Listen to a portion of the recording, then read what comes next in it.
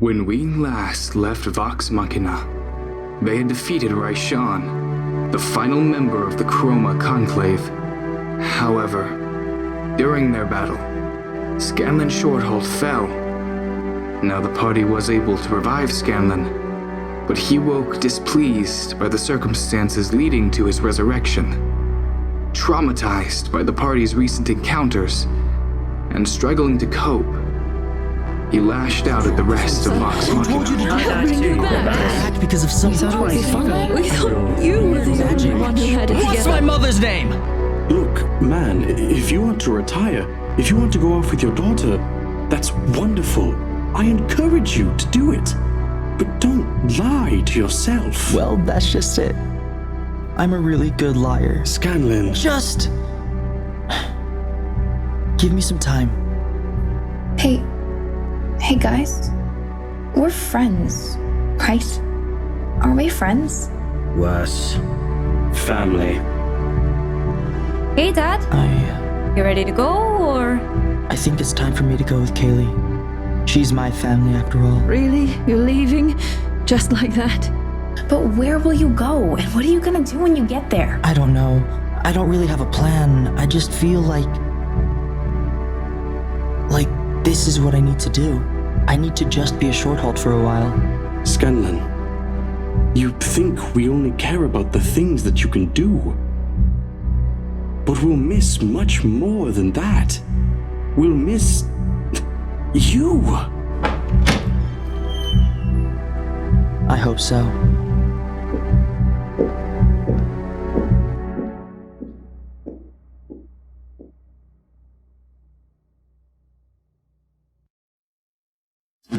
Well, that didn't go like I thought it would. He needs time. We have that. That prick.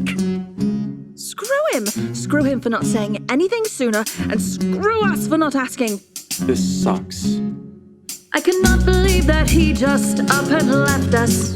Gods, we just saved him on, but did our world just fall apart? It was his right to decide to go and be part of his daughter's life. But it's still a punch in the heart. Oh, is that it? Do we just all go our separate ways now? Maybe we just need to be more open with each other. And maybe some of us talk too much.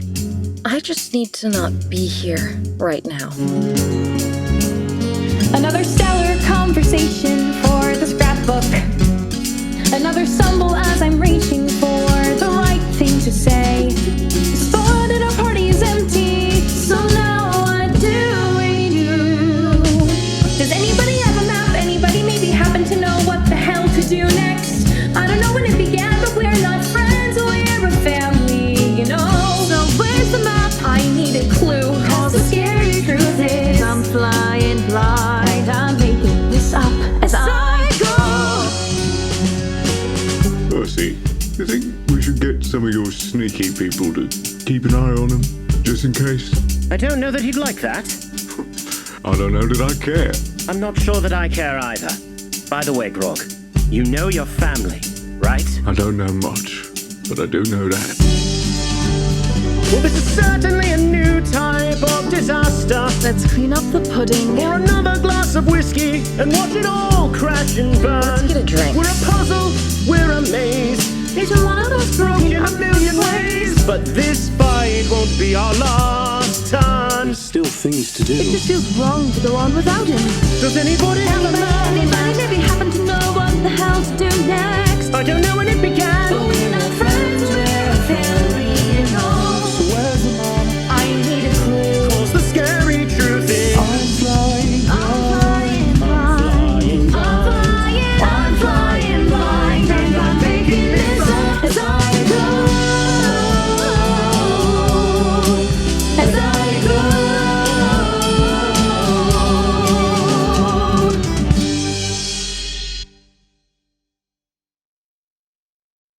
As the evening turns into night, the members of Vox Machina each process Scanlan's departure in their own way. Not surprisingly, for most of them, that means getting excessively inebriated. As the morning comes, they each wake to find themselves in various stages of hangover. Morning, big man. How goes it? not my best night. Vax, look! Your sister gave me one of her blue feathers. No, Keyleth, you took that from me when you were drunk last night, actually. It's because I stole it from you, because this is the darkest timeline, and I'm a thief now. Yes, yes, sure you are, darling. And how is everyone else this morning? As well as me. I sucked. Excellent. All right. So, that was a rough night, but what now? First step is the most important one, right? Well, as far as I know, we've still got 3 things on our plate. We've got a hand, we've got the Ashari, and we've got a demon. Hotus. Wait, what's the hand? Don't worry about it, dear. It'll be done so quick. You'll just forget again anyway. Taking Ripley's hand to the Scar Bears does seem to be the easiest task. Keyleth, are you okay to get us to Ankarel? Guys, just a heads up. I feel like if I teleport, I'm gonna puke. Hold on, I'll get a bucket. Let's go. What clears the brain better than travel? Or sex? Or... Wait, stop. You sounded very wise. Don't ruin it now. Travel and sex. Done. Hey, Grog, come talk to me for a moment. Yeah? Are you all right, Grog? Scanlan was your bestie, right? Apart from Pike. Yeah. I'm just bummed. 'Cause, like, I only trust, like, a few people in the world, you know? Like you, Scanlan, and Pike. And now it's just you and Pike. Me and Pike?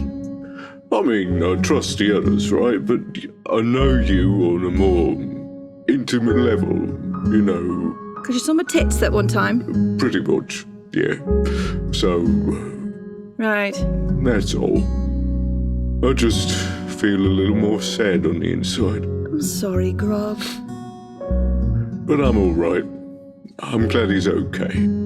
Do you want to see him again? No, it's not right now. Oh, yeah, it didn't feel right. Yeah, you know. I just want you to feel better. I appreciate the offer, though. Anytime, darling. I guess we should get going. After Grog and Vex's touching, but ridiculous conversation, Vox Machina makes their way to the Sun-Cut Bazaar. It's lively with open carts, various barkers shouting and peddling their wares. It's like 5 streets just for shopping. As they make their way through, they catch a few eyes. Not only because they are outsiders to Ankarel, but also because they are decked out in what is essentially godwear. Well, darling, when you've got it, flaunt it. While approaching their destination, they spot a large, 8-foot-tall metallic humanoid carrying a leather-bound tome. In front of him is a handsome, well-adorned human male. Upon seeing Vox Machina, he assesses and categorizes their attire.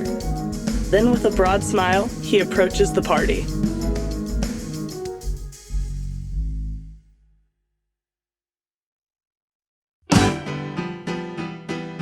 You there!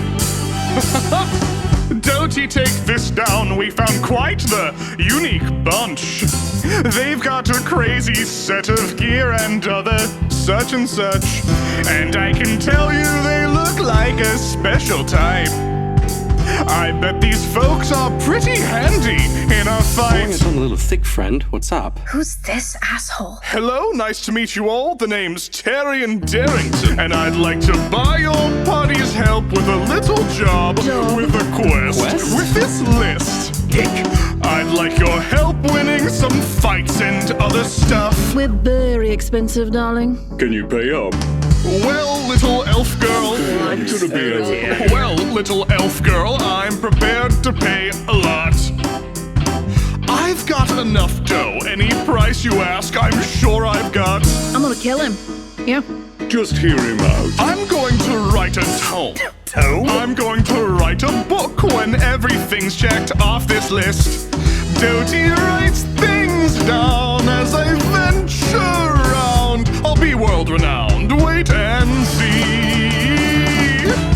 'Cause all that it takes is a finished hero's mission. It's easy to win when I'm using my inventions. All I gotta do is just believe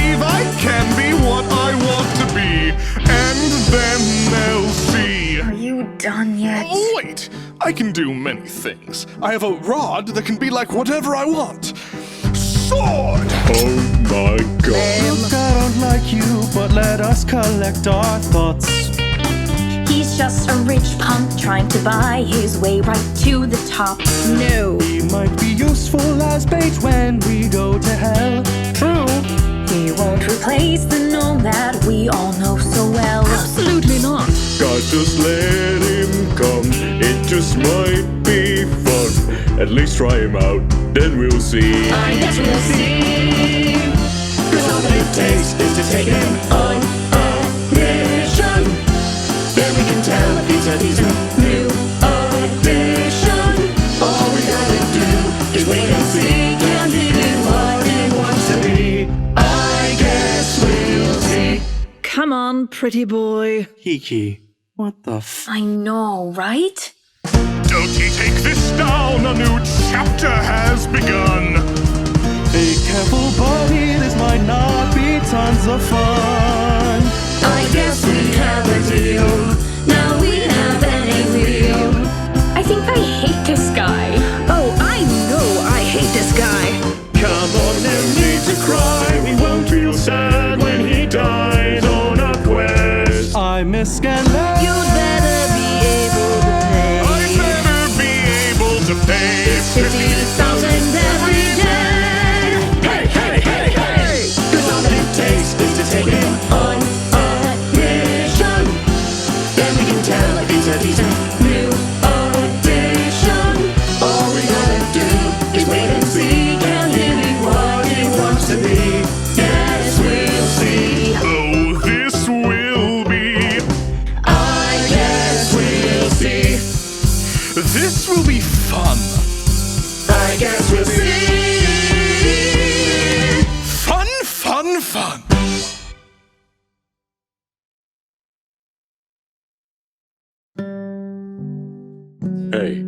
Hey, Percy. Remember when we were at Grayskull Keep? We had all the guards, audition to be guards? Yes, that was quite a while ago. What if we have an audition for Tarry Jumbo? It's not the most ridiculous thing I've ever heard. I love it when I do that, right? Yes, it's quite good. Well, good people.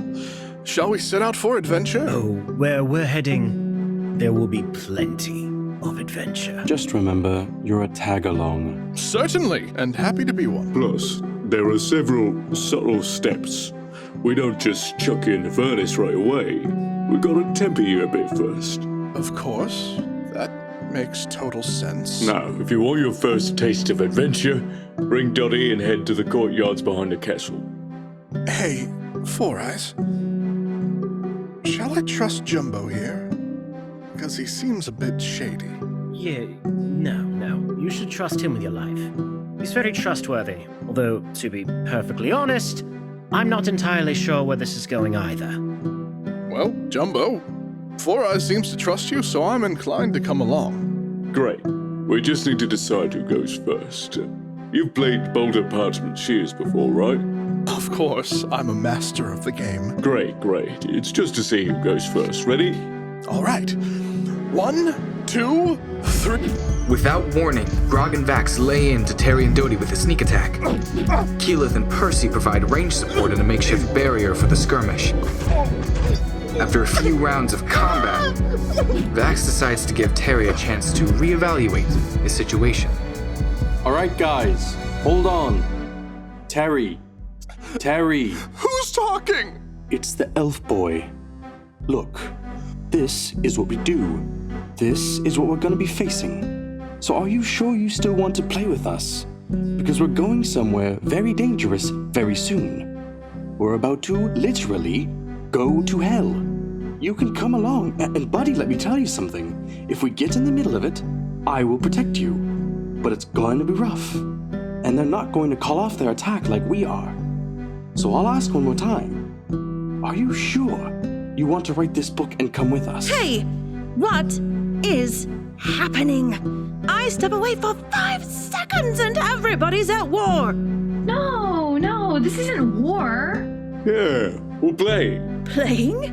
Keyleth launched a fireball so big I could see it from across the city on my broom. We were just giving them a little trial run. Isn't that right, Terry? Isn't this great? No, this is not good. I can't do this. I can't do any of this. I'm sorry.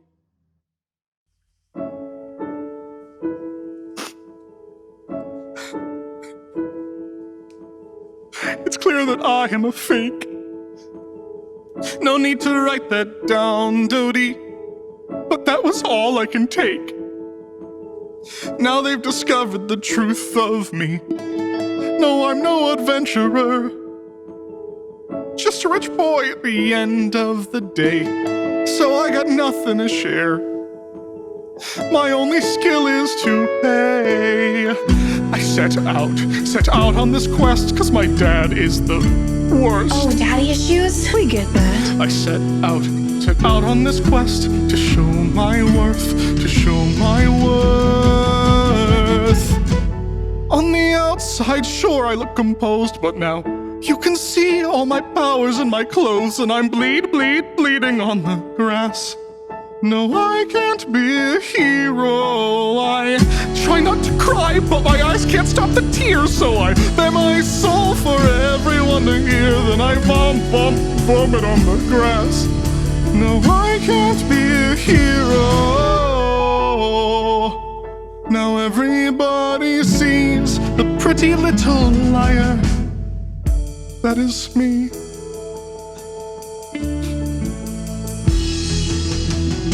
Oh, now I like this guy. Starting to feel like he might belong. And you assholes made him cry. Oh, come on, Vax, we're just having fun. Stepped up to the fight, even though we got burned.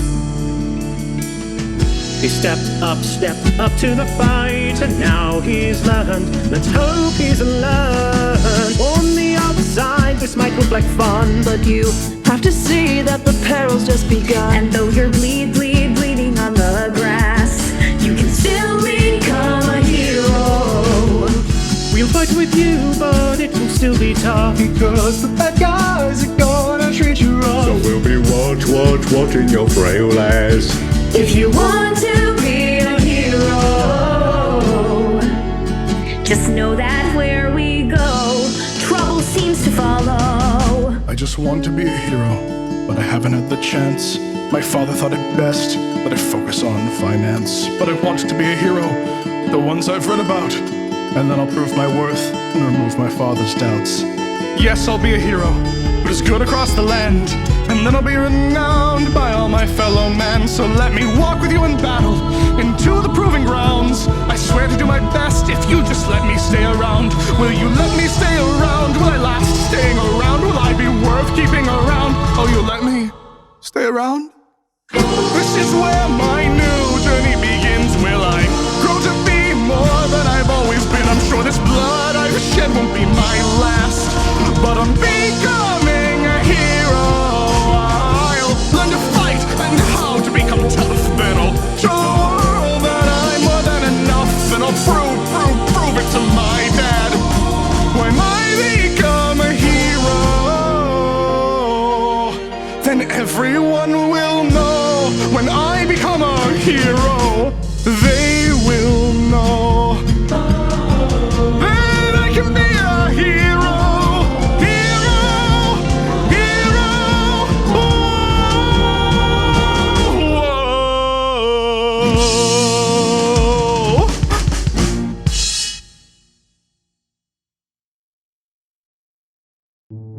You know what?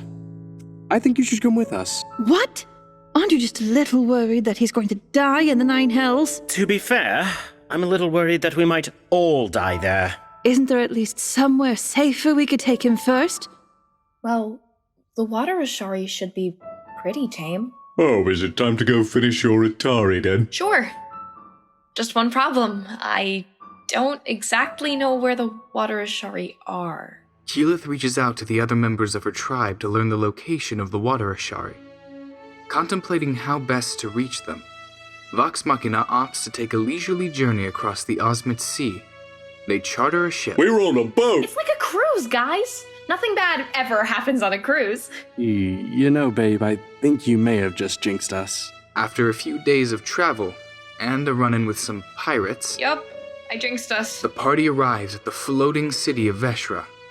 There they meet Uvinda, Heart of the Tides, the leader of the Water Ashari, and one of the last people to see Keyleth's mother. You knew my mother? Yes. She came here for her own armante. And now, you come to complete what she could not. But how? Everywhere I've been, she's been. She made it to all 4 tribes. What happened? The armante is not easy, child. I am well aware. Your mother came here with her companions, just as you have now, but they did not survive. When we went in search of the bodies, all we found was her leg. That means she's alive. Oh, Keyleth, darling. Shh. Just leave it, Stubby. Hold on to that hope as you go, child. To complete your armante, you must travel below the city to the area of Torrent. There, you will enter the rift to the water elemental plane. Retrieve 3 lodestones and return them to us. That is all. Lodestones? We implant the lodestones into the area in order to keep the village from sinking. Recently, we've discovered the lodestones to be the natural waste of a particular creature. So the lodestones are poop? You keep the city afloat with poop? What makes poop like that? In the common tongue, the creatures are known as krakens. One of these krakens has taken to the waters near the rift. If possible, it would be best to avoid the beast. To attempt to battle it would be folly. If you were to somehow kill it, the rift would eventually fade, and Veshra would be doomed to sink into the depths. Do not kill. Got it. So, you're saying we're going to retrieve stones made of poop? Poop stones. Essentially, yes. To use such base terms. We are noble creatures. You've come far, young Keyleth. I have faith that you will rise and become the voice of the Tempest. For now, rest, eat, sleep. For tomorrow, you face the pet of the Titans.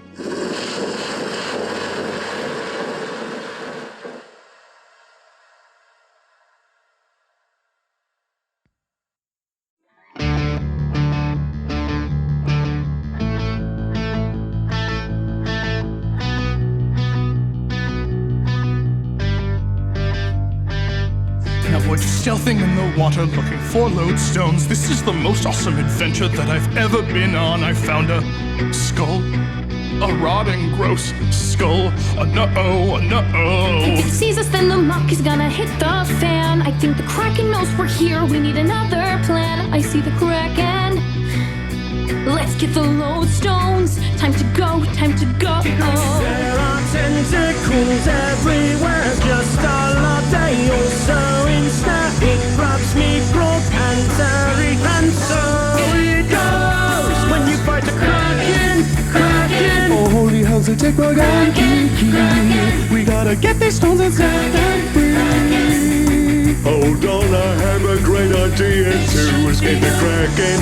Kraken, I'm gonna fill my jug with oil and wait. I'll use my spire to ignite a flame. We'll blow up this Kraken, Kraken. Wait, how did they make an explosion underwater when my guns don't even work? There's an explosion and they fall out of the Kraken's mouth, but then a bolt of lightning strikes and it knocks it out, freaking Kraken. I seriously hate this Kraken. Hey you guys, I just found the final lodestone. I wake Keyleth with my potion. Let's all be electric heels and go, go, go. We're escaping the Kraken, Kraken. We're gonna make it to the door scot-free, as eels were all immune to his lightning. Although he still has tentacles. We can't escape if he keeps grabbing us. We can't kill him, I feel so useless. Fighting a Kraken. Enough of this fight. Time to get reckless. If I attack it, then I can end this. I start attacking all of his tentacles. Before I finish, Vax and Terry both fall. Then Vax goes in the Kraken's mouth. I fish his lifeless body out. Percy finds his way back to the door. Keyleth and the twins teleport. Terry and me are all that's left. And I see a clear path to the rift. So forget Terry, I'm gonna save myself. Grog, what are you doing? Terry has the other lodestone. Just throw the nitwit through the door! Fine, I'll go save Terry. But as I do it, I flip off this Kraken. I can't believe we made that great escape. We almost saw you were my Arlente. Keyleth, look at my brother. I was fighting the Kraken, and then What happened? oh no, I'm dead. That was killed by the Kraken.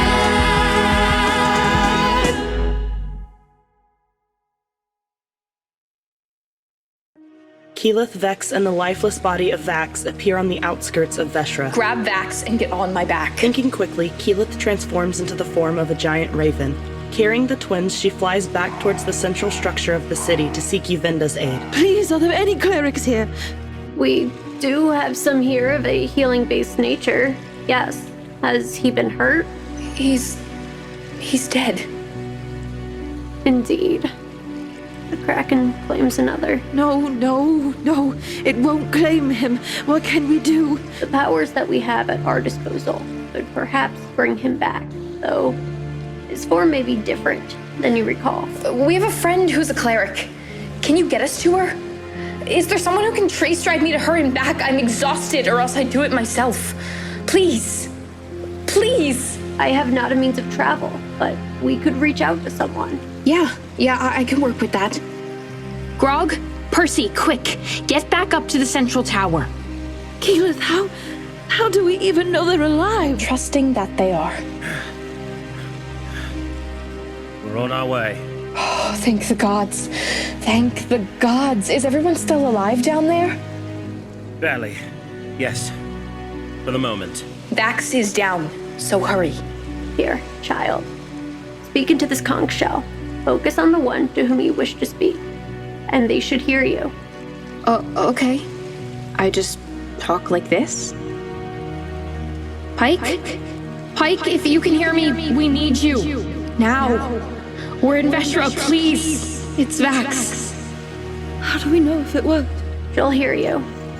It's up to her whether or not she can act. We're here. Is the little elf boy okay? What is that sound? That is not normal. Don't let anything harm Vax. What's that light? Hi, everybody. Sorry for the flashy entrance. Oh, thanks, Sarenrae, you heard. Pike, we need your help. Okay. What's happening? It's Vax. Can you still do some sort of resurrection in this form? I think I can. I'll certainly try. How is this going to work with him and the Raven Queen? I don't know. I've never done anything quite like this before. We just have to try. Okay.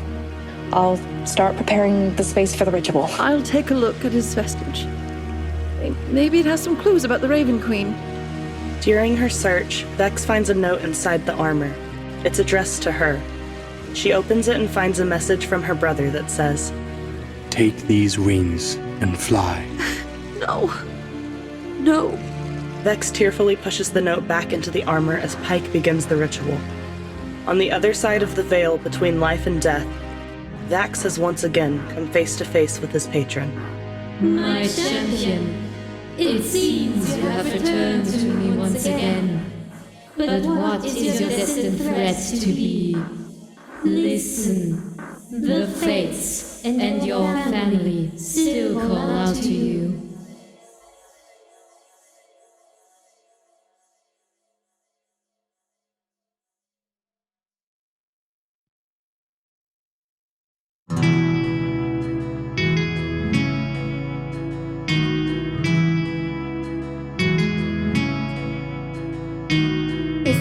wake up, this nightmare will end. I will be free from my guilt and this sorrow. Was it foolish to face the Kraken? Oh, should we have planned some more? Now you're curled up lifeless on the floor. Looking at you, I'm chilled to my marrow. If my success results in your doom, then what was it for? I won't carry a heavy heart. I won't lose you to lead my people. I will not let you break your promise to me.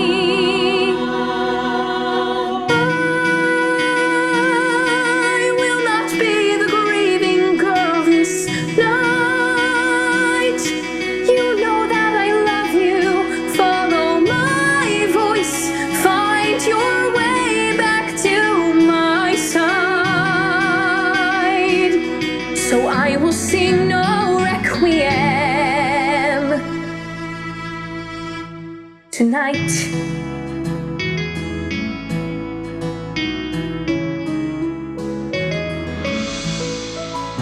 You fell in battle the honorable way, but no one but me was supposed to kill you. So wake your ass up, come back and face me, 'cause I will sing no requiem. Raven Queen may want your life, but now it's my turn to make a deal for you. And I'm not willing to take your wings and fly, so I will sing no requiem tonight. I won't carry a heavy heart. I won't lose you to the Raven Queen. I will not give up on reviving you. But he is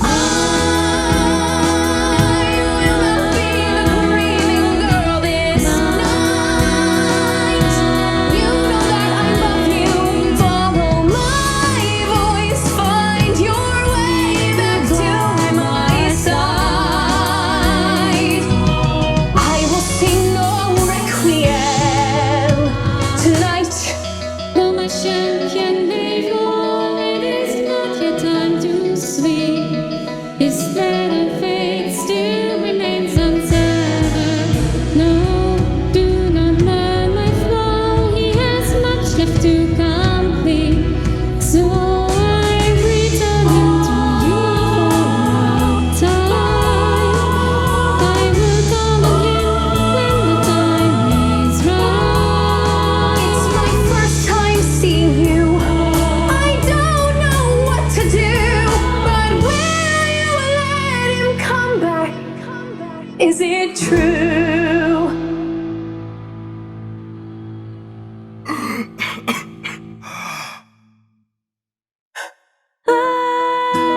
I will not have to grieve you on this night. You know that we love you. Thank the gods you found your way back to my side. I will sing no requiem. I will sing no requiem. I will sing no requiem tonight. Oh, oh, Oh, oh.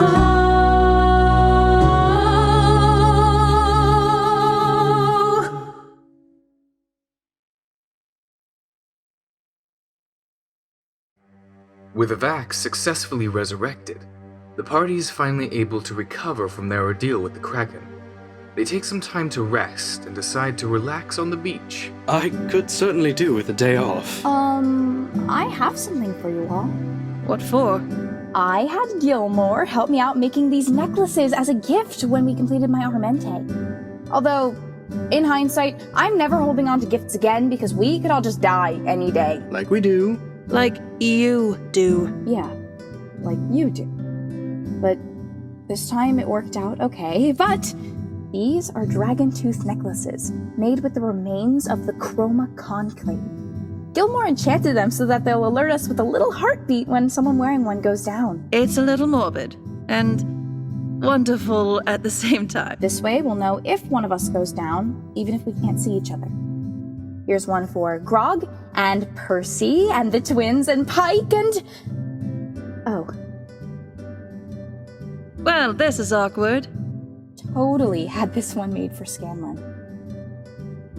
I understand. It's fine. Yeah, don't give it to him. You know, I could always have Gilmore make another one. And he did do a pretty good job with the Kraken. Here you go, Terry. You're giving this to me? At least for right now. My lady, I cannot express to you what this means, to be accepted as a full-fledged member of this team. Oh, wait a minute. I knew this day would come. I didn't think so soon, but I suppose finding that lodestone and helping you on your akapake was enough to win over your good graces. I watched you in these last few battles, and you have been powerful. Okay, thank you. Thank you. I wasn't done. Powerful, confident, and enthralling. And I vow to use this to the betterment of our team. To make sure that none of us fall in battle. Not me, not you, not Percy, not either of the elves, not Shortstuff, or the big guy. Oh, this is great. He doesn't know our names. He doesn't know your names? Thank you. Thank you. That's... I will cherish it always. Thank you. As the party's day at the beach transitions into the evening, Uvinda and the Watershy prepare a feast for the conquering heroes. Word has gotten around that people have faced the Kraken and survived, and Vox Machina are becoming persons of interest in Veshra. During the party, Uvinda approaches Keyleth. As the form of one who defends the elements is malleable, you can alter your form to become the beast of the land, or the masters of the elements. However, you now have the ability to become so much more. Focus on one of the many creatures you have encountered. Keyleth focuses on the Garistro Yank. Her form shifts and expands. As she opens her eyes, she finds herself looking down at a much smaller Uvinda.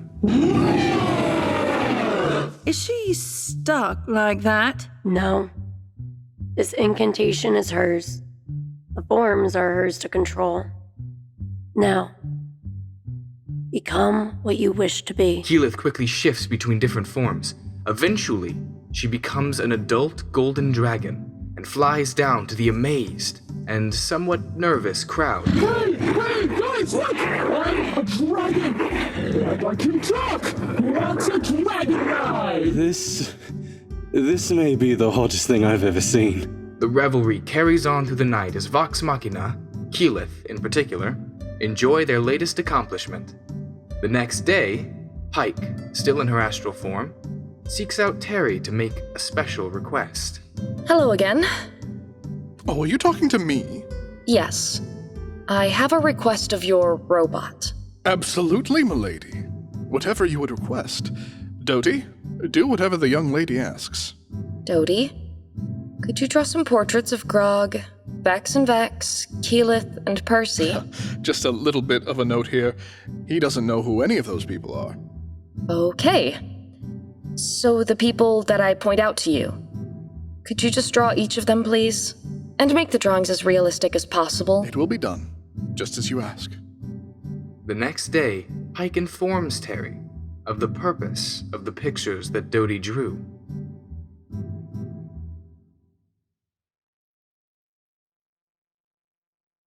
Terry?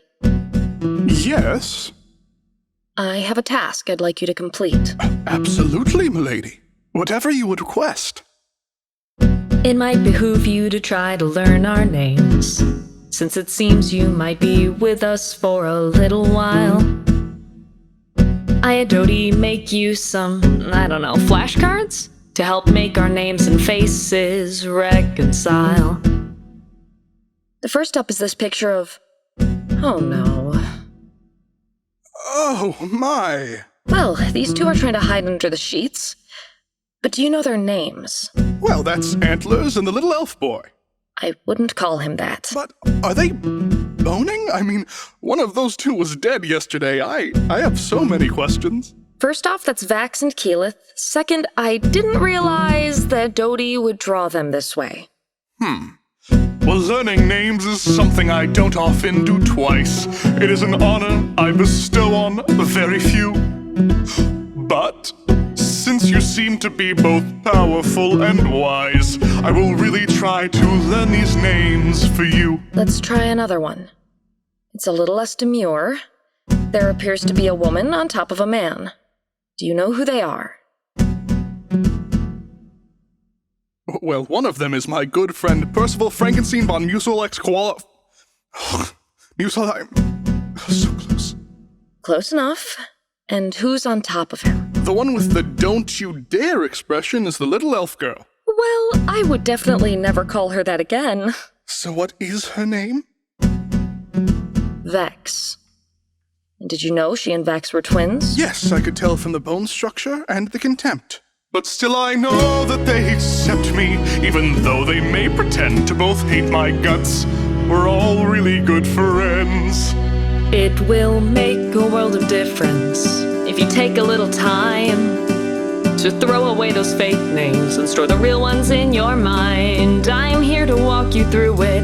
Make sure you take your notes. Do it in Gnomish or Draconic. Whatever floats your boat. They may be awkward, but use these pictures. The pictures that Doty drew.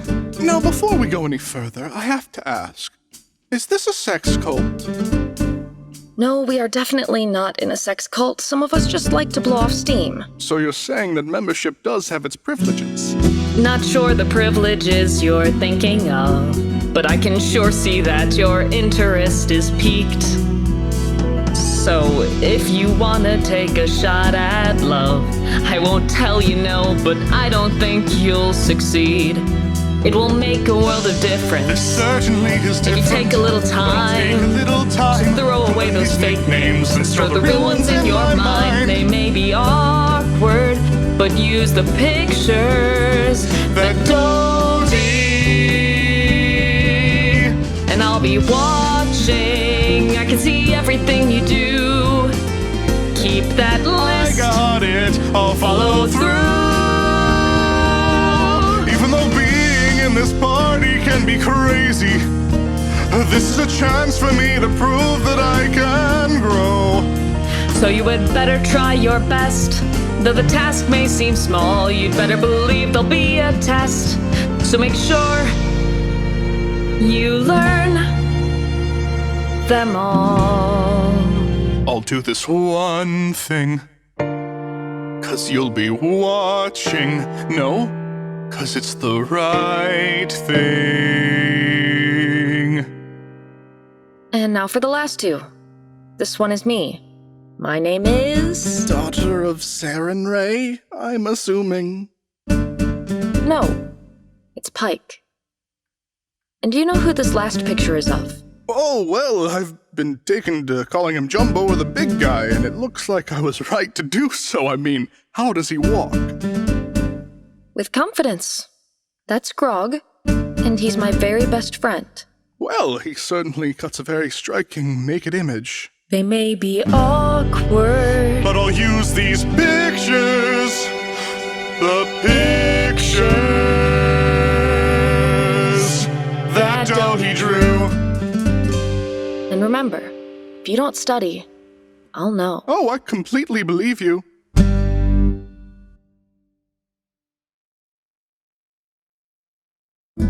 When Vox Machina return to Amon, they decide to head to Zephyra to report to the Ereshari. On the way, they stop by Vasselheim to make sure that Raishan's research is properly taken care of. Grog and Terry also take the opportunity to get into a bit of trouble with the guards in Vasselheim and traumatize an unfortunate shop owner. I'm really sorry. These two guards seem to have come in here, broken their own jaws, doused themselves in booze, and passed out. It's just unprofessional, really. Is this how things are done in Vasselheim? Please, take your goods and never come back. Please. For the rest of the day? Go! Before they can suffer the consequences of their actions, Vox Machina heads to Zephyra. When they arrive, they're met with a kind of spontaneous procession as the people of the tribe come out to meet them. They are greeted by Corin, the father of Keelah, and the current acting voice of the Tempest. My daughter. Kateake, father. The people begin preparations for a kind of coronation ceremony. The floral wreaths and strips of silk and other materials used for these types of occasions are gathered. With the decor set, most of the people of Zephyra gather around a large, gnarled, moss-covered tree that sits at the edge of the city. The ceremonial presentation is small, but beautiful. Where's the booze? Manners, grog. Where's the booze, please? I suppose that's better. As everyone takes their seat, Keelah is led to the center of the gathering. Corin, now wearing a very old ceremonial robe, addresses the crowd. The rushing, perpetual gust of air that flows through Zephyra seems to almost hold its breath at this moment. He clears his throat, and as he looks up to everyone, it almost seems as though the tree begins to slowly produce cherry blossoms as his words continue. For long, we of the winds have awaited the procession of our tradition. My wife, Vilia, was also selected to take the Aramente. While she did not return to us, it was her love that produced our daughter. We mourn the loss of our Vilia, but take pride that she lives on in the eyes of our own returned beloved woman of the winds. Here we bring together our collective voices to bless upon my daughter the memory of Vilia and the mantle of our destiny. Ring clear our voices to unite our breath and grant our strength to her guidance and wisdom as Keelah takes the rightful and earned responsibility of leading our people into this next generation. The assembled mantle is placed into Corin's arms. As he holds it there, he lifts his arms up a bit and begins to just sing a singular note. And everyone in Zephyra, as well as the other members of Vox Machina, join in. Instinctively, Keelah rises and begins to walk towards him as if being lifted by the generations that came before her. As the voices swirl around, Corin places the mantle over her head. It produces a leafy cloak of greens, browns, reds, oranges, and yellows. It seems to grow and curl with the voices. Eventually, the cloak stops. The voices soften and come to silence. Rise, my daughter, and become Keelah, voice of the Tempest.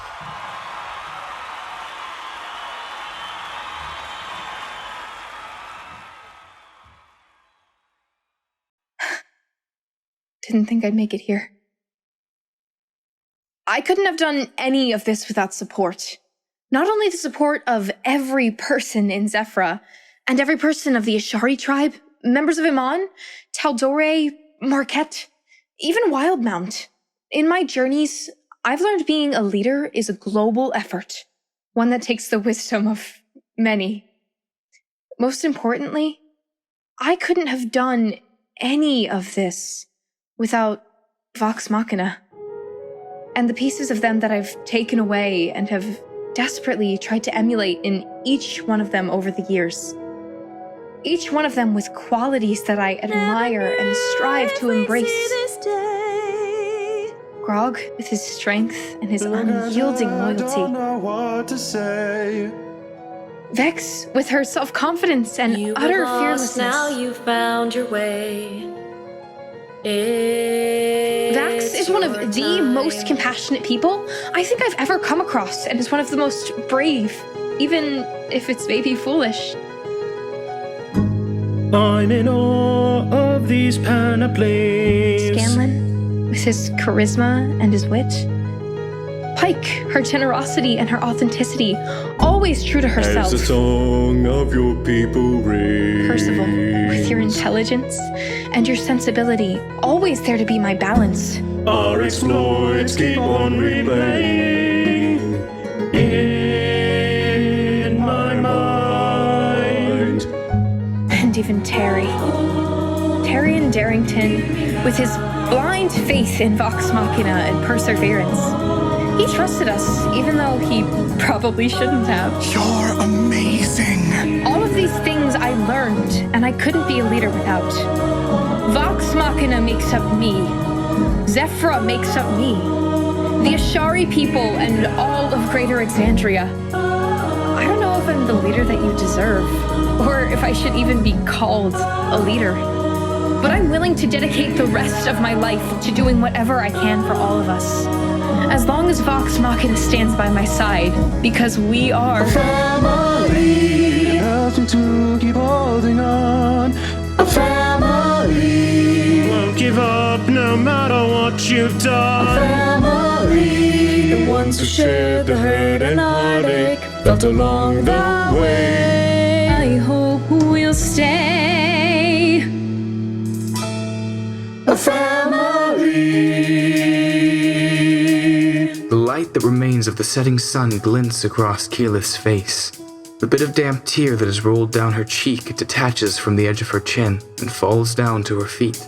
Every cherry blossom in the tree releases and drifts past before getting caught up in the wind, causing the swirl of pinks and reds and whites behind her. I feel the weight of it all sinking. Everyone around rises up. I have chills dancing on my skin. They all begin to cheer and clap together. Think I've just started. She looks around and watches the rest of the blossoms slowly drip. What we've done. She sees her friends all around her. She looks around. She sees her mother out of the corner of her eye. Just the memory of her. There's a sense that if she could be here, she would have been proud. And as she starts to think about what all of this means, Keyleth can't help but be overcome by the thought that one day she might have to leave. A family. Will I have to say goodbye to a part of me? Glad that we could help you fly. A family. I must step up and lead my people. Does that also mean that I'll have to leave? A part of We may be brash, we may be dumb, but we see how great you've become. And if this post means you must cut and run, we will support you.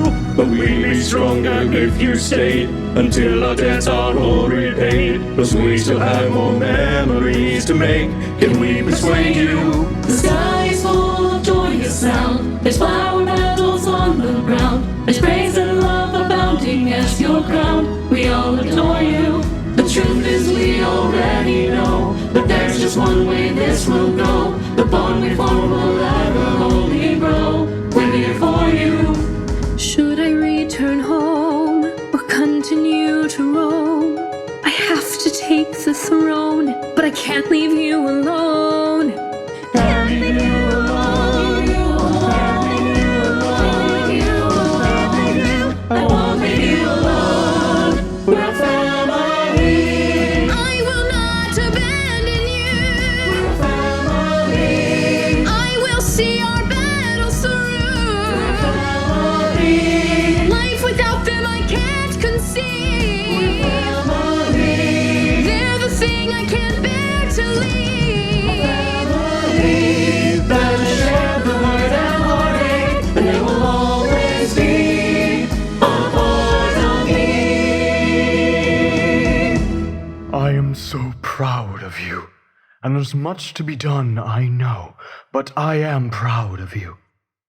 To the voice of the Tempest and the future of our people. To Vox Tempesta! Yup. We're a family.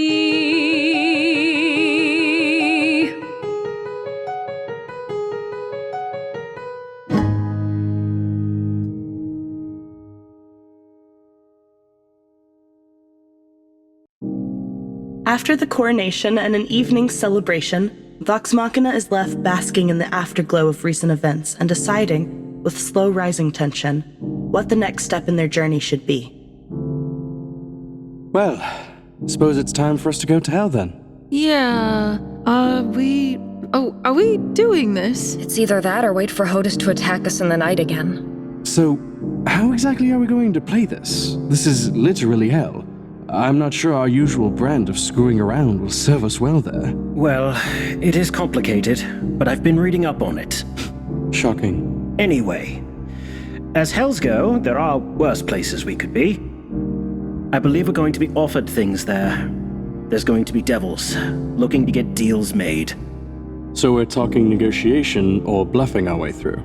It's going to be negotiation, probably with someone who will give us cover in exchange for some dirty work for them. Contracts are a big thing there. They're also a means of corrupting souls, which is what they'll definitely be trying to do with us.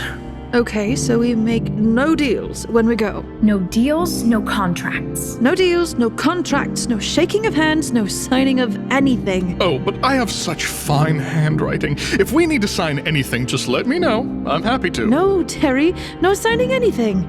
I feel like this is going to be forgotten. Oh, don't worry. It will. Guys, we are so close to being able to semi-retire and take it easy. We cannot mess this up. We're going to hell and we've no plan. Maybe Percy's right about finding someone to help us. Freddy, do we know what languages are likely to be spoken there? What does it say in your books? Did you just call Percy Freddy? He keeps calling him that. I like it. It is his name, isn't it? Technically, it would be a middle name. Well, it is your name, is it not? You have 37 of them. Am I only allowed to use one? I'm struggling to find a reason why not, which is somewhat irritating. Well, what do you prefer? Percy is just perfectly reasonable. What about D-roll? Oh, D-roll's pretty good, man. Kinda jealous that I didn't come up with that one. You're just going to end up wings someday? That's all I'm saying. Also, infernal. They speak infernal. Beyond that, I'm not sure. Hopefully someone speaks common. It is called common for a reason, after all. Well, whatever plan we come up with, one branch of the future is complete improvisation where things just fall apart anyway. So I guess we just gotta do this, right? Okay, so do we have a vague plan? Vague is definitely the word for it. Having made their decisions and formed some semblance of a plan, Vox Machina rests for the night. The next day, the party, minus Pike, plane shifts through the Divine Gate and into the scorching city of Dis.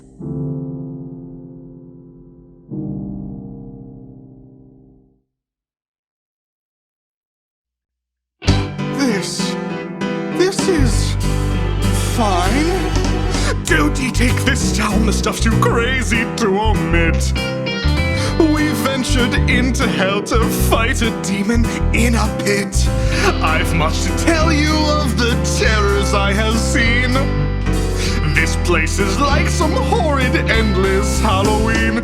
This place really is the worst. Right when I got here, I think I ate somebody's soul.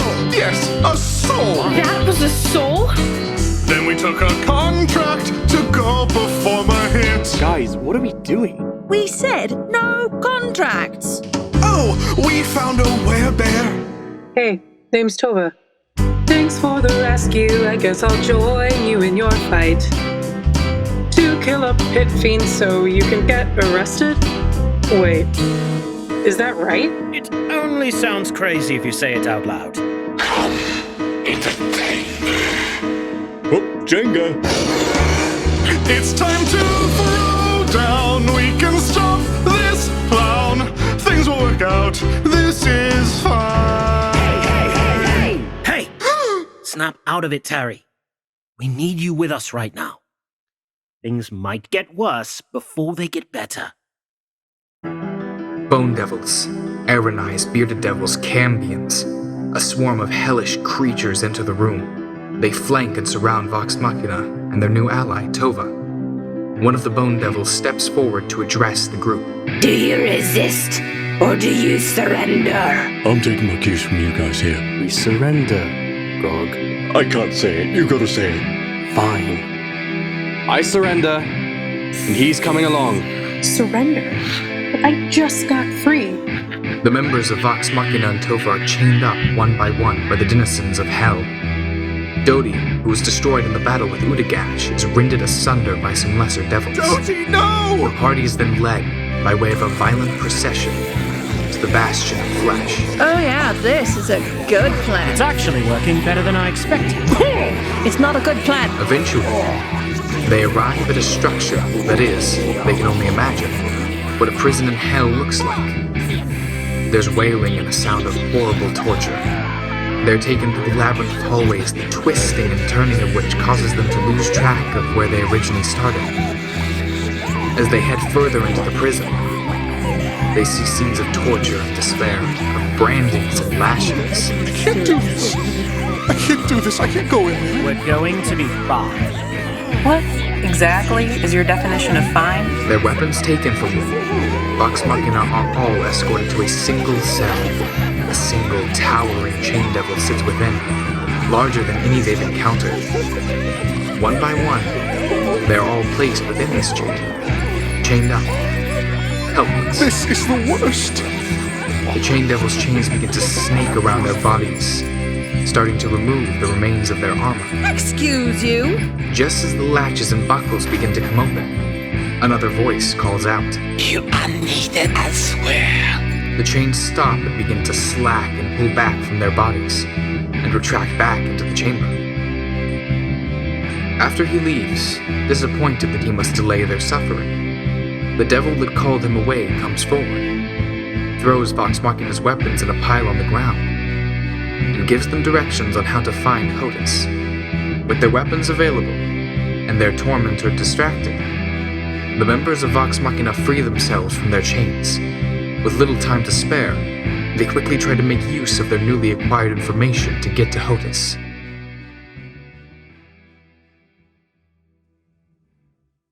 Guys, I lost Doty. We've been arrested. I don't think this is working. Right? I mean, look at where we are, imprisoned behind burning bars. We were almost trapped in a hentai scene. But this is really where we want it to be. We have the chance to kill Hodis, then we can free. Yes, it hurts to lose your friend, but I'm sure we can rebuild him again.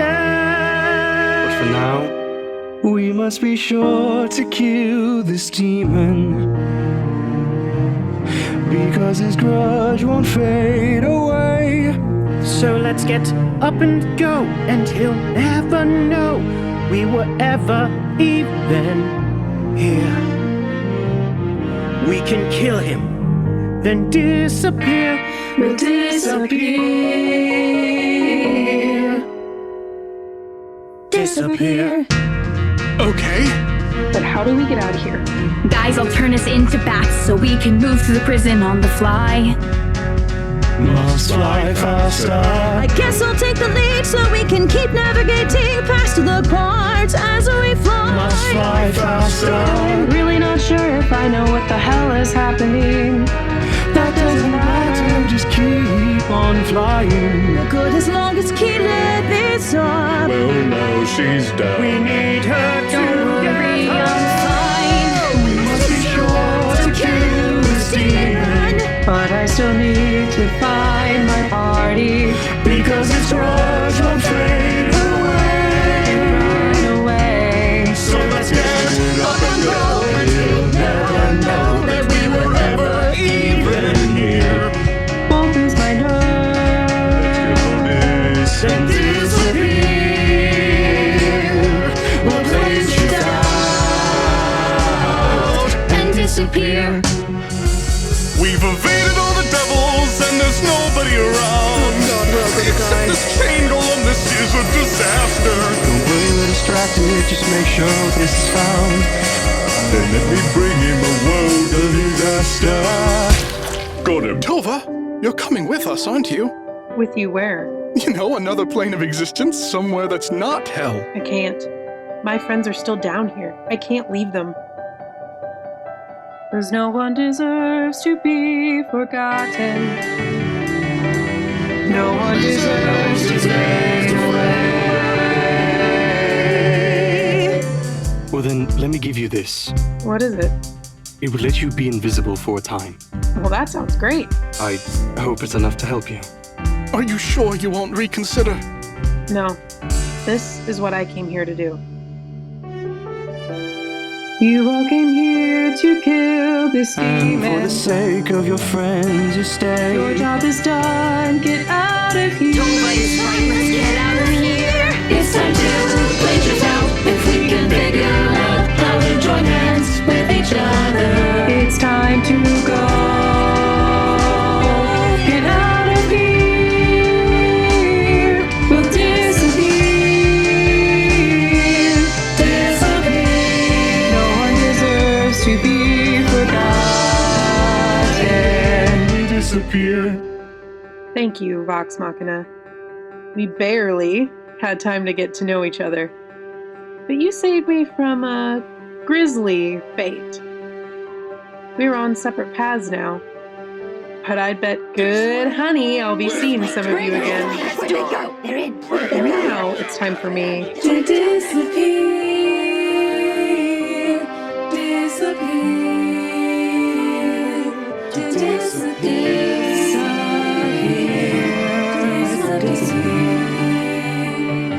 To disappear.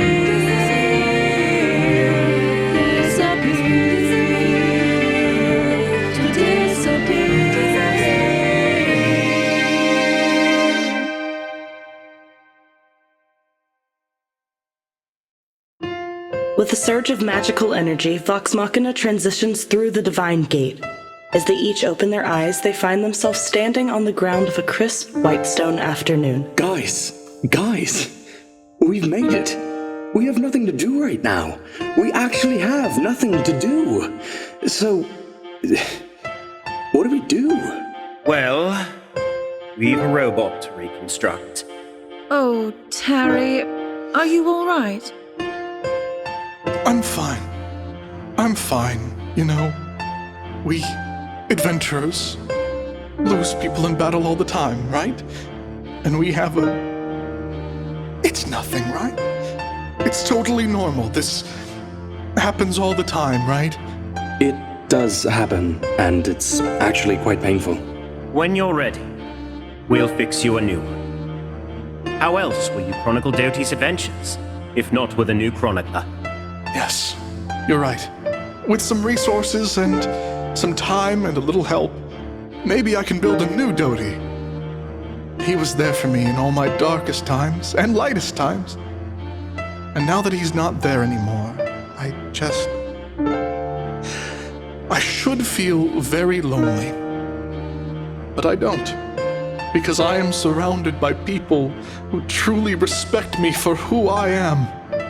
That's why I've decided to put aside the comforts of my family and stay with you all. I won't have access to as much money, but everything else about me will stay the same. Great. And I know that you are all happy that I've made this decision to stay with you as a now poor adventurer. So maybe this is worth celebrating. Should we go have a drink in a pub or something? Yes, we should. We should. Yes. I'm sorry, I just have the smallest of questions about that money, darling. With their minds set on a particular form of revelry, Vox Machina sets out for a tavern.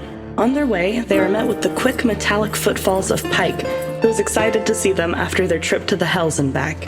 Reunited, they head to the Tipsy Quorum. All right, Terry, I think I know what might help you get through the night. But first, we need to know what you're into. What do you mean? Do you go for hot dog or taco? I'm not really hungry. No, I mean, do you go rogue or ranger? I'm not sure I follow. You know what? Maybe we should just focus on drinking. Best idea you've had in a while, String Bean. I've got an idea. How about a little competition? Grog and Terry make a bet to see who can win the favor of their barmaid Shauna first. Neither is successful, but Terry seems especially inept at the task. You've picked up a woman before, right? No, I've never hit on a woman like that before, or any, for that matter. I've really only had one romantic experience. Was it with Doty? Oh God, Doty was a machine made of metal. We're not judging. Honestly, it would have been my first guess too. The one romance you had before, did it go well? No, it did not. Did your father find out about? My father did find out. Oh my God. We need more liquor! What happened? Well, we're all friends here, right? Yes. As I told you, my father doesn't feel that I am ready to take the reins. I'm not strong enough.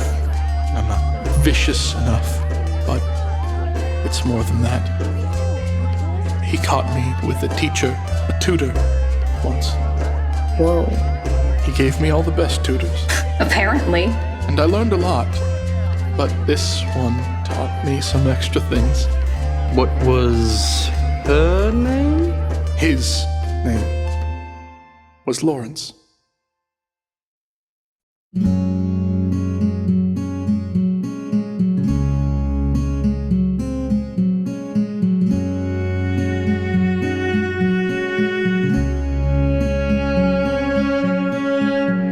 I read books telling stories of damsels in castles.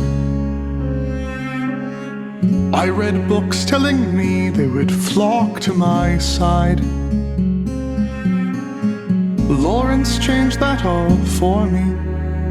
I wish we could go back to what we had, 'cause what we had going felt right. Lawrence taught so much more than the words he had spoken. He was tall, fair and strong, so I opened my heart. Our affair was discovered. My father became furious and said, I can't consent to all that. Back then it was us. It was just us and only us. But when my dad heard, he broke down my world, it shattered. Still I had that. It was just him, and it was just me. And deep down that's all that I wanted to be. And the rest of my world falls away. He used to say, I never thought there'd be someone like you who would want me. Well, though I give you 10,000 lessons, my feelings aren't bought. So if you want to see me create stories and dreams and shoot the breeze, we'll talk about literature, poetry, wax philosophical thoughts. So it can be us, it can be us and only us. And though we both know we can't let it show to Howard, we can try that. It's not so impossible. Nobody else but the two of us here, 'cause you're saying it's possible. If Father found out, he'd make you disappear. So you can be the son Howard wants you to be. It's he that should learn. I'll make my dad proud. Make my dad proud that I'm his son, and who I adore won't count anymore. We can try that. Soon I'll be the son that he needs me to be. Then Larry will be free to love me. Then Larry will be free to love me.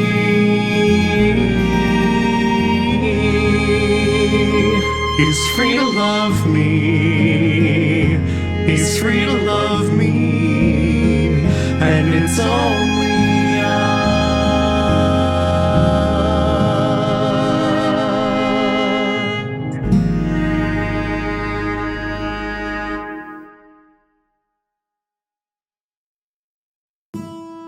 As Terry's telling his tale, a large figure looms up from behind with a smile. It's Trisha, also known as Trish the Dish. At Shauna's behest, she ushers a nervous, but interested, Taryon Darrington up to a room for the night. I think he needs this. I think it'll be all right. I just, hope he likes it. This is so uncomfortable to talk about. Yeah, and I don't want to speculate about what's going on. Well then, Keyleth, do you have your orb? Why are you asking, Percy? I'm sure they haven't started anything yet. I'm just going to take a peek. I'm gonna give that a big fat no. The voice of the Tempest is overruling you on this one. Plus, I don't want to watch a Terry porn. Well, you don't have to watch. Now, how does one use this thing? See? Using magic's not so easy, is it, Percy? Now, hold on. I think I've got it. Oh, that's a bit much. What did you see? Nothing that interesting. Oh, that doesn't feel good. As the night carries on, the party splits up. Vax, Keyleth, Vex, and Percy, all in varying levels of drunkenness, make their way back to Whitestone Castle. Grog and Pike choose to stay behind to wait for Terry to return. On the way back to the castle, Percy hangs back a bit to talk to Vex. So, I have to tell you, I didn't look in on Terry. What did you do? I saw Scanlan. You seemed bothered after you looked. Is everything all right? He's fine, enjoying himself. God knows what else. I can't help but think of all of our adventures over the past few weeks. He would have been oddly useful for so many of them. You're certainly right about that. It's funny. He left feeling like we didn't appreciate his worth, and these last few weeks have been a reminder of just how valuable he was.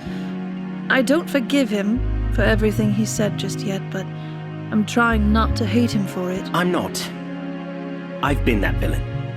And the best of them point out all of your flaws while they're busy exploiting the other. I don't want to interfere with his happiness. I don't want to interfere with his life. Certainly not with his daughter. But I will admit, I am very angry. Perhaps the only thing keeping me from doing anything about that anger is your opinion of it. Well, we both know I do tend to hold grudges. But it's important that we continue to try to forgive him. Just think on it. Nothing rash, dear. All right? I'll think on it. I'll think on it. Thank you, dear. Anytime, darling. And I am glad, to know that he's happy. It did look that way. It was just he and Callie, playing music together around a fire.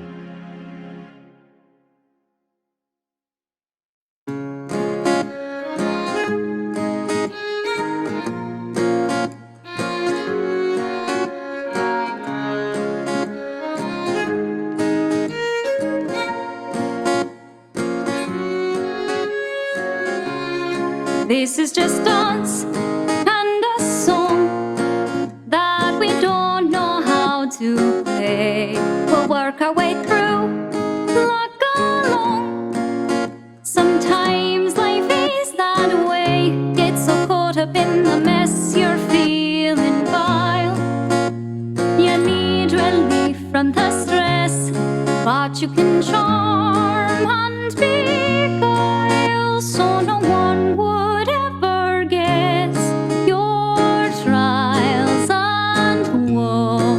you think no one understands, but now I know, and we're still family till the end.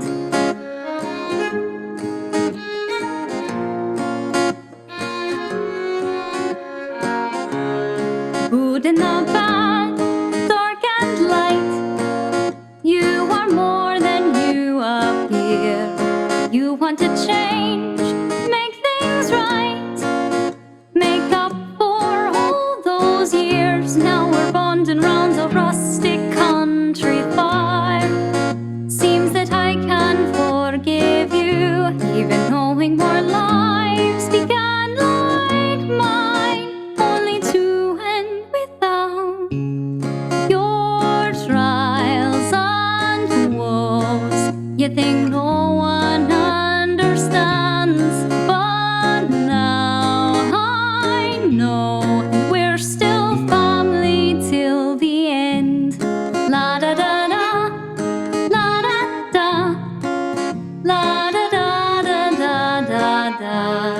la da da da, la da da. Look at you, a total shipwreck, using drugs to hide. But even if you kept on running, you can't leave this girl behind.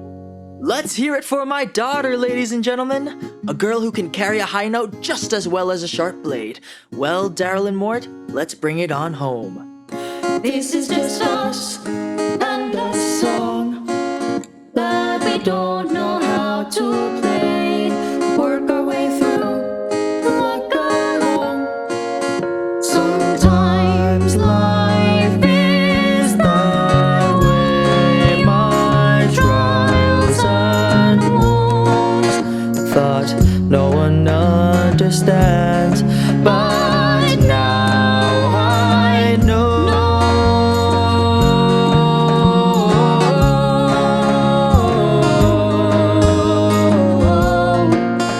That family understands, and now I know we're still family till the end.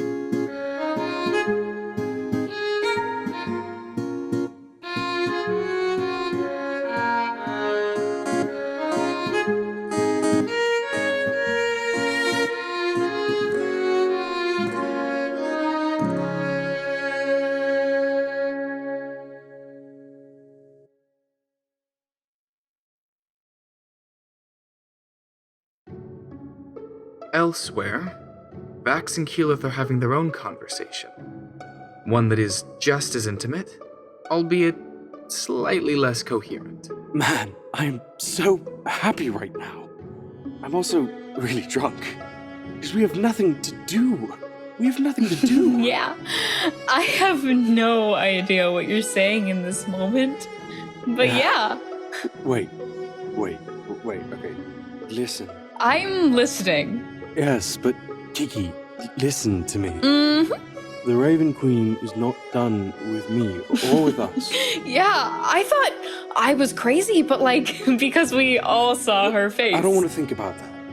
That's later. That's coming. Hey! Yes, that's later. Hey! What? No feathery, white, mask face wearing deity is going to take you from me. Us. Okay? Because we'll just go god hunting and we'll be great at it because your sister said we still owe the Raven Queen. And I love her so much. She's my best friend. I know. I love her so much too. She's the coolest. She is so cool and she's so pretty. She is so cool. As Vax and Keyleth stumble back to the castle, Grog and Pike are closing down the bar. But it's just she's so pretty with a feather in her hair. I know. She's like a bitch, but in a courteous way. I know. And she's really good with money. I know. And if she gives you the eyebrow, and then you're like... She's the best.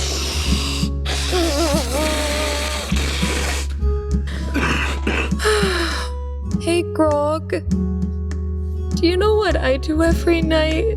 What? I sometimes put in my earring and I have conversations with Scanlan. I know he can't hear. Who talks back?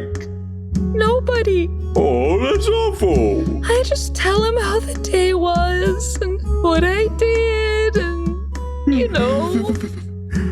I've never tried that before. You should try it sometimes or just see, I know he can't hear. Right. Sometimes I go into the House of Lady Favors. Yeah. And I'm like, one for me and one for me!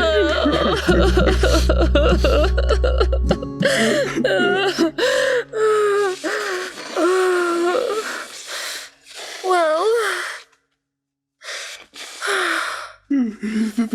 I'm tired now. I said earlier I wasn't tired, but I do get tired. Yeah, I do too. It's probably because you've been crying so much. I know, it's like, where does it all come from? There's so much of it. I don't know. It's like... Yeah, Grog. It's time for bed. Hey, Scanlan? It's me again. I still don't know if you can hear me, but I'm at a bar with Grog. Vox Machina just made it back and everyone's okay. I just thought you'd want to know. Okay, time to sleep now.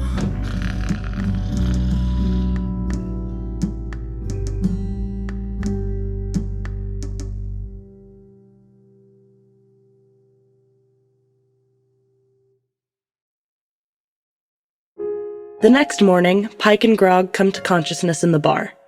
As they see the staff setting up for the day, Trish comes tearing down the stairs, putting on her armor quickly as she rushes out the door. After another 5 minutes or so, Taryon Darrington gingerly makes his way down the stairs into the empty tavern. Oh, hello. You're still here? We just waited, just in case. How do you feel? I feel good, different, better. You feel different. I feel, wow. That Trish is, a lot of woman. Oh, do go on. It was something else. I've read a lot about that. And a lot of the things I've read were true. I mean, the female form is mysterious and strange. And there are curves. So many curves. And smells. Gotta love those smells. I have experienced the pleasures of flesh. I have now known a woman.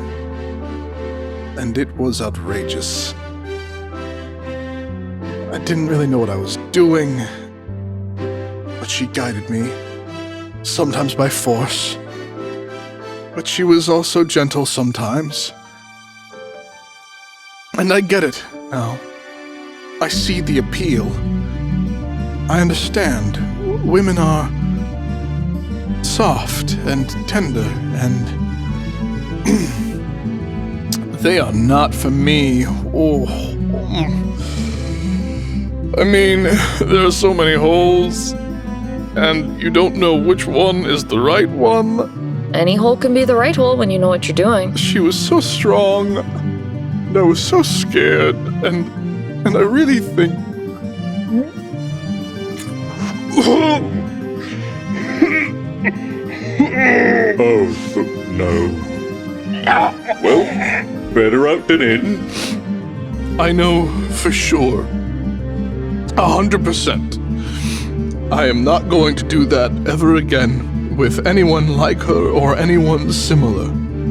Well, lesson learned. We should get back. Back at Whitestone Castle, the twins, Keyleth and Percy, are visited by Cassandra. Excuse me, Lady Vexalia. I was just wondering if my brother has gotten around to explaining your duties as Mistress of the Grey Hunt? No, and not for lack of me trying to get it out of him. Well, I believed it was news best delivered by my sister. Well, you will be, in essence, a protector of Whitestone, with a small guard under your employ. Appropriately known as the Pale Guard. However, before you can claim your title, you must complete a hunt. Go to the Sun Tree and meditate for a sign, and to learn the quarry for the hunt. All right, I guess I'll get to it then. I'll just go meditate and wait some more. Yeah, that's what I'm gonna do. Oh boy.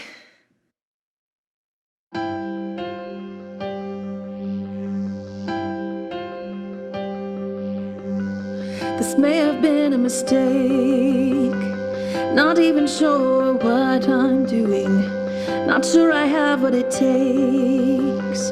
Or what to do when I find this thing. You have no reason to fear. This is a job, it's tailored for you. You survived lots to get here. So you will see your way through. Now off on this quest. Got a title to claim. I see my quarry sent from Paylor. Time to take aim. In the parts wood without all my friends, I'm not totally sure what I'm hunting, but I'll track it through the grass to be the mistress of the grey hunt. And with trinket and eases my fears while I ride my broom and try to persevere. I will fight it till the last to be the mistress of the grey hunt. After all this agony, don't know if he was right to believe in me.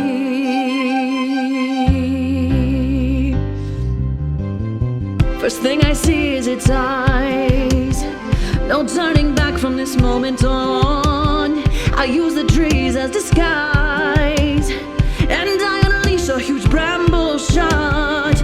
It steps out of the trees and then begins to charge. It runs out of the trees. Oh crap, he's large, he's really large. In the parts without all my friends, I'm not totally sure what I'm hunting, but I'll track it through the grass to be the mistress of the grey hunt. And with trinket and eases my fears while I ride my broom and try to persevere. I will fight it till the last to be the mistress of the grey hunt. After all this I will be a lady of position. I grew up as a loner in a world that kept me down. I dreamed of growing up wearing a fancy crown. Now I've come up as a ranger, tough and full of fight. If I can seize this chance, I will complete this rite. I know my childhood doesn't matter, but the specter of it looms. That trauma makes me bold enough to face my doom. I will not let this thing kill me. I will stand and face the task. There's nothing else to do but try to kick its ass. Can I really kick its ass? It's one really big ask. Shoot once more with my last gas. How do I want to do this? In the parts without all my friends, I'm not totally sure what I wasn't in, but I tracked it through the grass, and now I'm mistress of the grey hunt. I give Trinket a scratch behind his head, and we travel back looking like we're both half dead, cause we fought it till the last, and now I'm mistress of the grey hunt.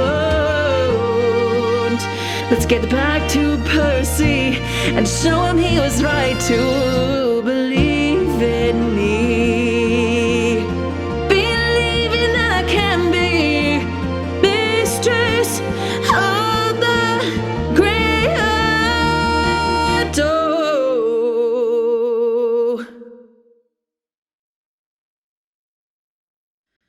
Well, Trinket, I bet everyone thinks we're dead. That was some crazy monster Paylor threw at us, but we're still here and we'll be ready the next time he throws something our way. Bloodied, bruised, filthy, Vex and Trinket find their way back to Whitestone. As the rest of Vox Machina are getting breakfast and discussing if anyone had seen her, Vexalia stumbles in with Trinket and a giant severed hand of a grey render. Oh look, she's back! Oh, you look awesome! I mean, you look like death, but you look awesome. Who has a mimosa? Hey there, Stubby. How you feeling?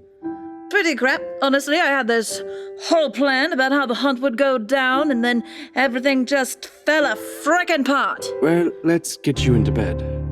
Up and at 'em. There we go. You're acting like mother now.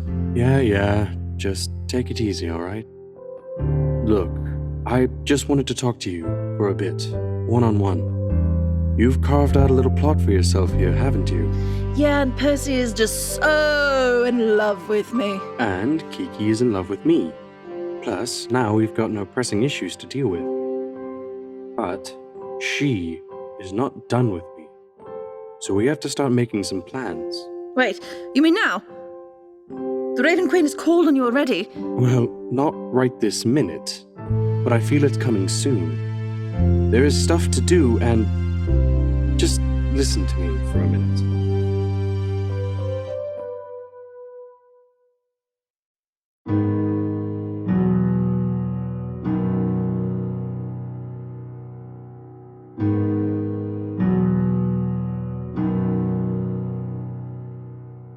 I remember when it used to be just us. I remember when we didn't have a family we could trust. So just how the hell did we find ourselves here? Though these friends that we hold so dear.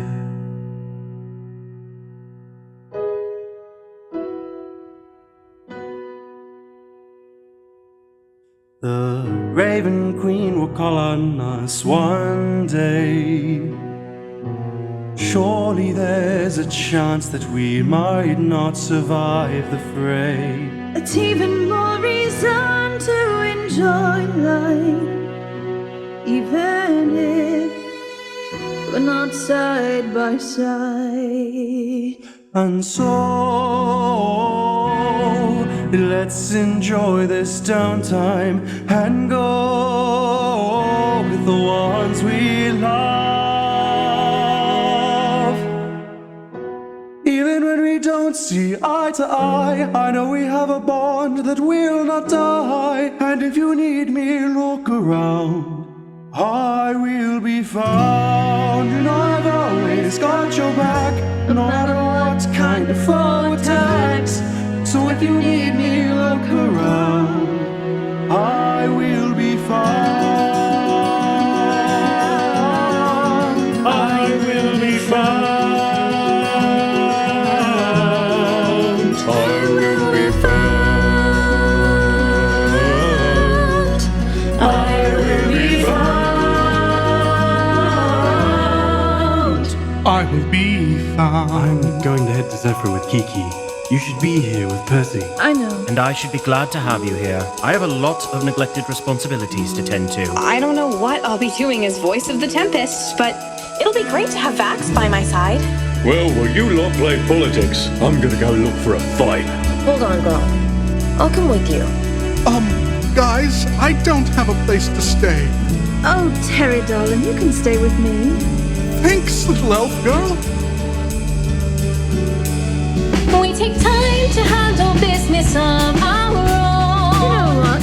We should start a bakery. Even when we are apart, we are never alone. I work for a living now. We have to work. I have to keep building my armor. We still come together for adventures. I spend time with the woman I love. We got tattoos. Should we tell them what we did, Percy? Not yet. I've learned so much about having real friends and making a living for myself. I learned that my deck is a great and powerful treasure that bestows nothing but good things on those who use it. But maybe let's wait to use But it grants wishes. Okay. You know what? We finally have time to go to the theater. Me too. God, you could have died. Totally worth it. I respect that. We're connecting the kingdoms. Single. The Ashari. Time passes as the members of Vox Machina live their lives both apart and together. While they enjoy themselves, many of them can't help but think that there's something missing. Even when we don't see eye to eye, I know we have a bond that will not die. So if you need me, look around, I will be found. You know I've always got your back, no matter what kind of foe attacks. So if you need me, look around, I will be found. You will be found. I will be found. Out of the chaos, we are rebuilding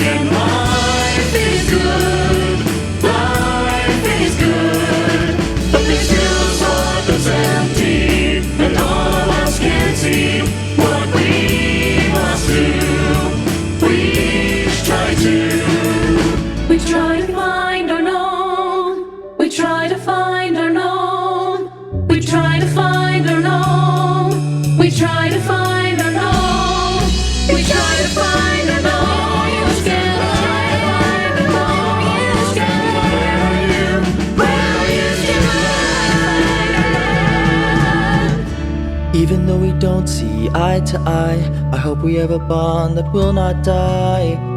And though I'm not around, you will be mine. No matter what kind of ball attacks, so you need to look around. I will be mine. You will be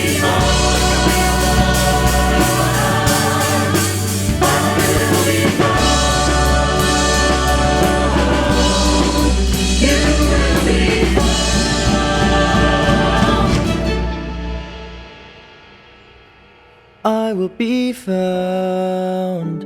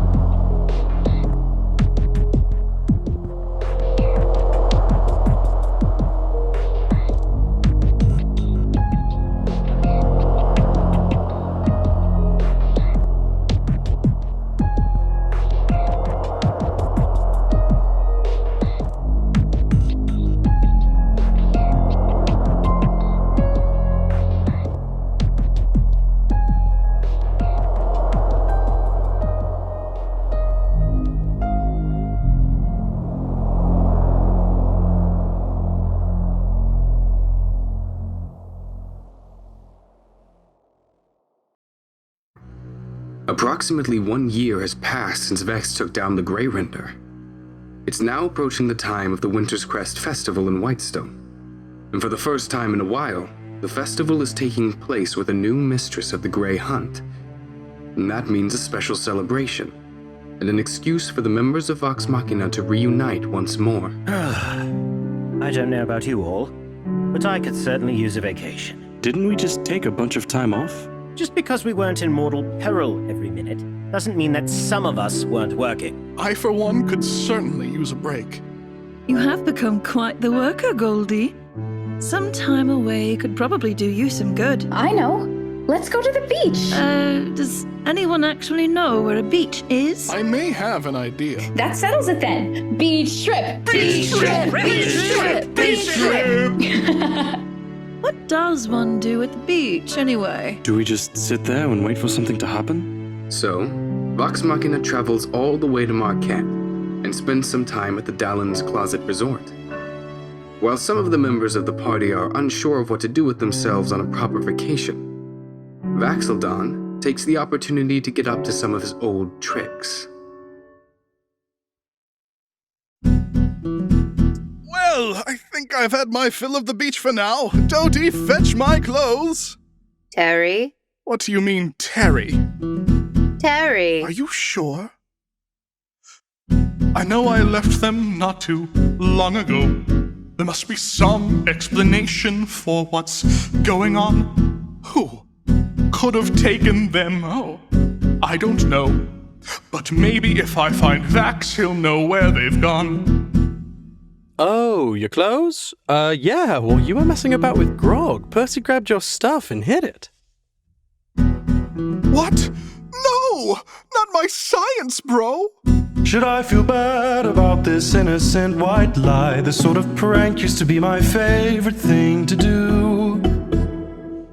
Now Terry thinks he's been betrayed by old Four Eyes. I can't wait to see what craziness ensues. Doty, this calls for revenge. But what can we do? Terry. Good idea, but little too cruel. I know, the patch of 2 mastiffs. Go on, make a mess, chew everything up, and pee wherever you want.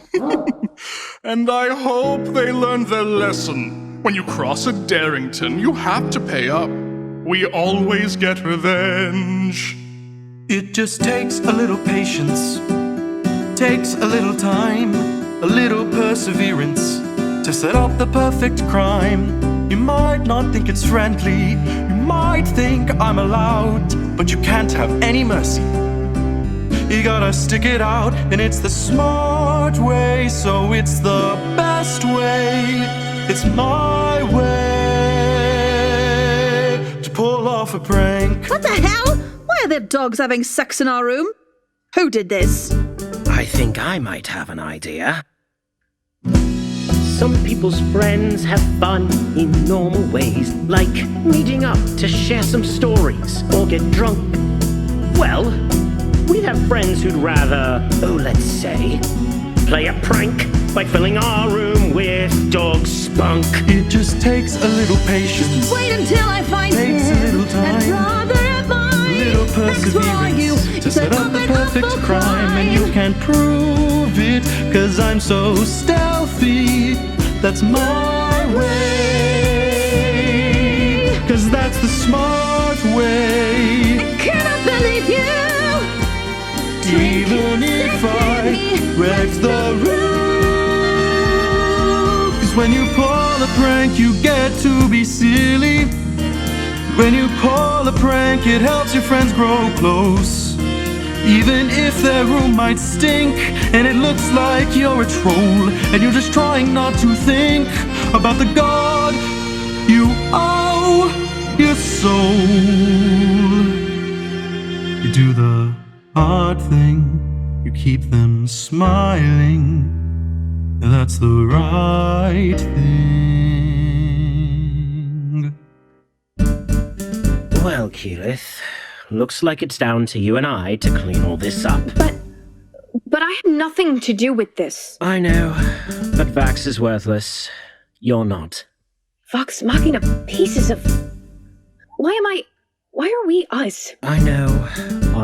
It's the hard way, but it's my way, the right way to pull off a prank. I think I'm back.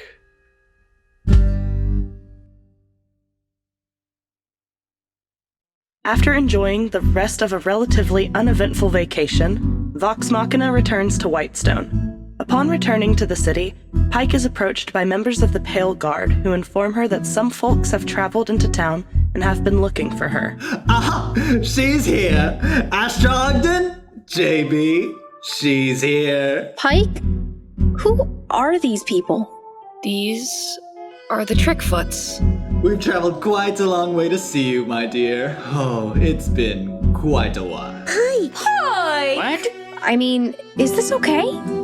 Do we need to, deal with this? It's okay. So, Johan, what are you all doing here? Oh, Pike, we thought it only right we pay you a visit. Yes, it's nice to meet you. I've heard so much about the family's famous adventurer. Dear Uncle Ogden talks about you all the time. You say you were out of wine? No, Uncle, it's fine. Oh, well, this is a nice surprise. But how did you know where I've been keeping tabs.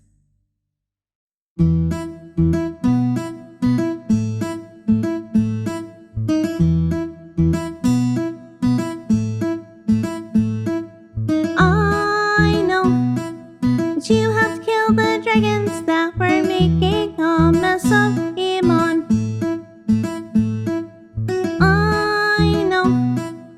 You hang out here in Whitestone, the city that Percy is from. And I know about your bearded buddy Grog, who replaced me as your best friend. Yes, I've noticed Vox Machina's accomplishments since you all met up in Western. I have come to look inside my head of the things you've done and said. That's how I knew you were here, although you were not near. So we found our way, 'cause we have things to say. I have to tell her that we're proud of her, you see. I have to tell her that I miss my dear Pikey, but we're a continental part. It's been so long, I don't know where to start.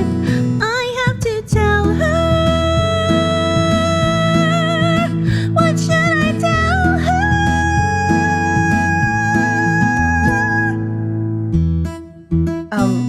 So that's your family. Yeah. So... Is it okay? I mean, you don't really talk about... No, it's okay. It's just... this is just so awkward. It's not that I don't love my family, or just be on your guard. The name Trickfoot was certainly earned. Oh, really?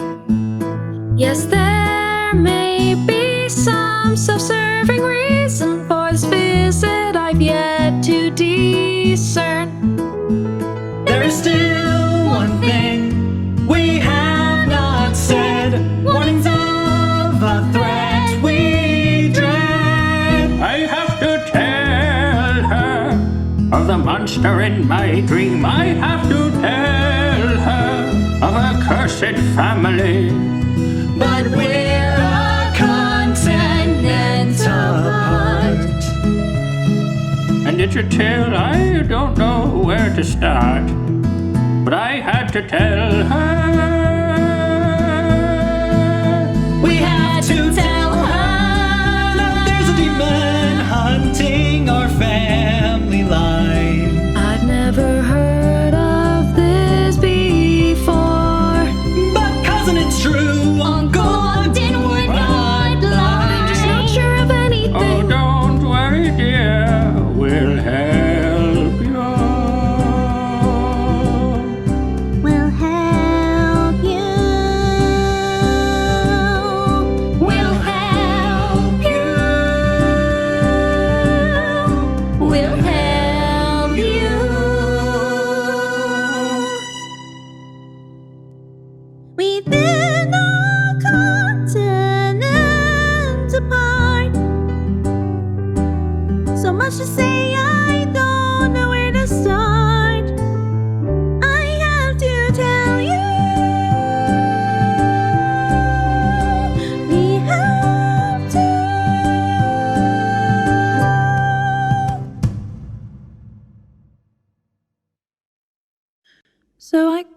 help but overhear. You say you've been dreaming of monsters. Terrible premonitions. About Pike? About the end of our bloodline. Yes, but we're trying to stop it. Well, that's good. I would like to stop it as well. We all love Pike very much. We love her like family. Good, she can use some family. I don't understand any of this, Uncle. There's a legend in the Trickfoots, maybe it's superstition, but it always ends with a horrible, painful death and screaming of a shadow. I know my dreams, and I'd rather be careful and wrong than careless and right. Wilhand never told me about any curse. Maybe that's because Wilhand isn't exactly close with the rest of the family. I've been tying together the missing pieces of our history for most of my life. Every generation, a member of our clan is born with the blood curse, one that carries with it the anger of someone slighted when we first became known as Trickfoots. So the Trickfoots screwed someone over. That's believable. The long and short of it is that we need to perform an exorcism. The ritual involves gathering some gems and sanctifying an area of land so we can perform the ritual. Land we have, in good supply. And I'm sure we can manage some gems if it's absolutely necessary. Grog, why don't you show Pike's family around Whitestone while we do some research? Yes, I suppose that is the responsibility of my station. So, what can the Grand Poobah of this and that show you fine people? Well, honey, I'm willing to go wherever you want. Well, aren't you charming? I think I'm gonna hang back and make sure nothing goes missing. After some quick research and conferring with Vox Machina, Pike decides to heed Ogden's warning. Materials are gathered, primarily a very expensive diamond, and the ritual space is prepared. However, as the ritual begins, a dark cloud-like mass emerges from Pike and begins to surround her. Well, that thing looks weird. Better safe than sorry. Pike, what did you do? I'll get her out of there. And I would like to rage. Let's see what this thing is made of. What is this magic? I'm not sure we're hurting this thing. Has it even hit any of us? Terry. No, this creature's just the worst. I'm a bit perplexed myself. Perplexed isn't helpful when fighting a demon. Are we even sure this thing is a real demon? Astra, what is going on? Just stay focused, Pike. The danger hasn't passed. I know this thing isn't real. What are you up to? Suspecting that he is the true source of the smoke monster, Terry encases Ogden in a magic sphere. Once he does, the monster dissipates. Doty, carry him towards the edge of the cliff. Terry. Seeing that their ruse has been discovered, the other Trickfoots attempt to flee. Not so fast there, friends. Yeah, you stay right where you are. All right, you got us. What's this all about? We know about you and your friends and all you've got. Meanwhile, we're living hand to mouth. So we figured you wouldn't miss it if we showed up and helped ourselves to a little taste.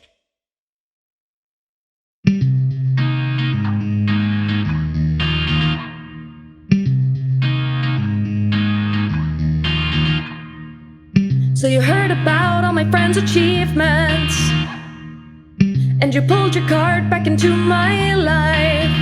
Oh, you're good. You were here to steal a life you could never provide. Well, I hope you're proud of your grand illusion.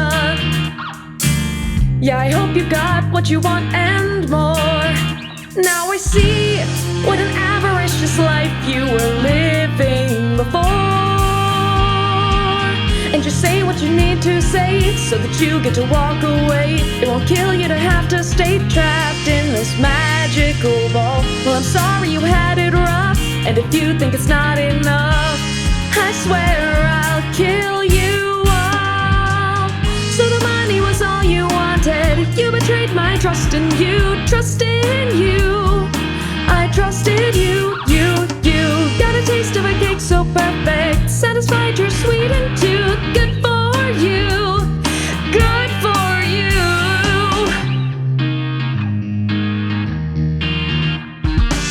Well, you crossed the line when you tore our dressings. Took the silverware with your family purse. Was it fun? Stealing gold is one thing, but hurting Pike is the worst. All the right from it near your face, so make haste when you leave this place. And if you would come back this way, trust me, they'll shoot you on sight. Well, I guess we can call a truce. Go ahead, you can cut us loose. Go ahead now, we won't fight. I'll give you gold and I'll let you go. Is that good for you? Would that be good for you?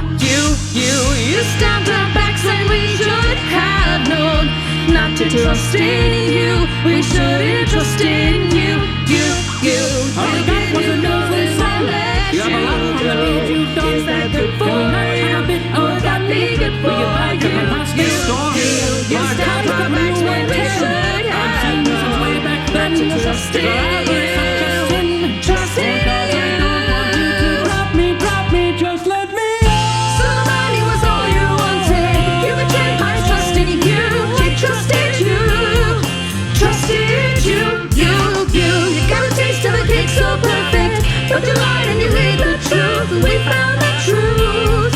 Just one truth. Trusting you makes us fast. Our only curse is diabetes.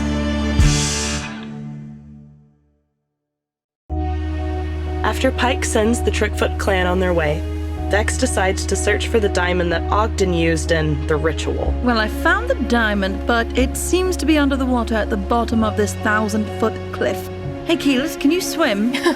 Can I swim? I mean, yes. Well, can you come help me retrieve this diamond? Oh, yeah. I can come up to you, or are you really going to? Vex freezes as she sees the voice of the Tempest preparing to dive down over the edge of a very steep cliff. Keyless, that's a really high drop. Don't kill yourself over this. Nah, it's fine. We're pretty much gods. Without hesitation, Keyleth runs towards the edge of the cliff. Oh no. Before Vex can intervene, Keyleth leaps off and begins to plummet towards the rocks and waves. I've got this. In the middle of her fall, Keyleth realizes that there's a chance she might be in for a rough landing. This is fine. So, concentrating on her druidic powers, Keyleth turns into a goldfish. What? Did she just turn into a fish? Looking on from her broom, Vex sees the key fish crash into the rocks.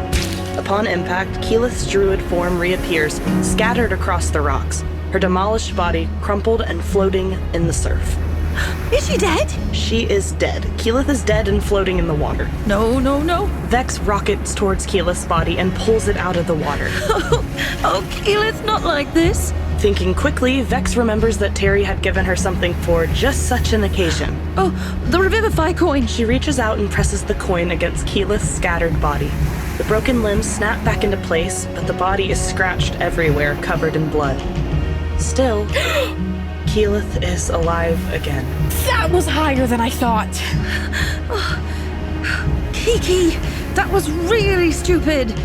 Oh my god.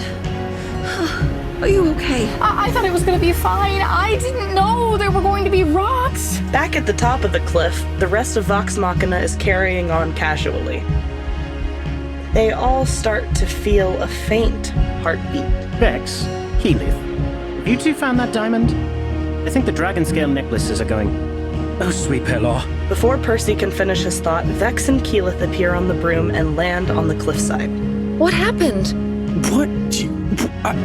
What? She's fine. Fine? She's more blood than person. Maybe Pike, if you could do a little... Yes, of course. I'm sorry, what did you do to yourself? It's fine. I'm fine. By the way, did you guys know that hitting water and rocks from really high just feels like hitting rocks? There have literally been books written on the subject.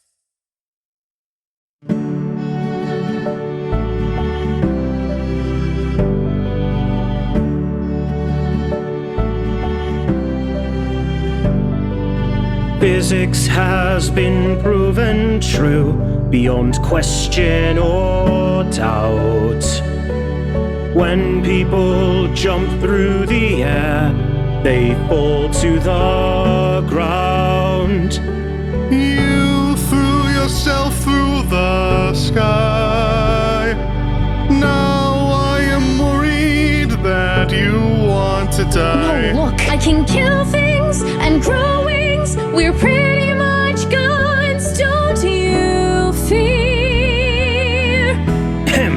Just to be clear,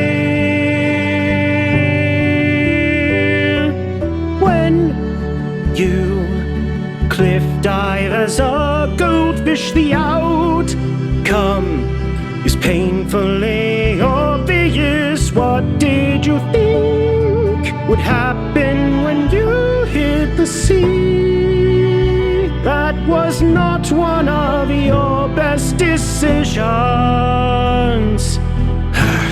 So obviously. Yeah, Bird probably would have been a better choice.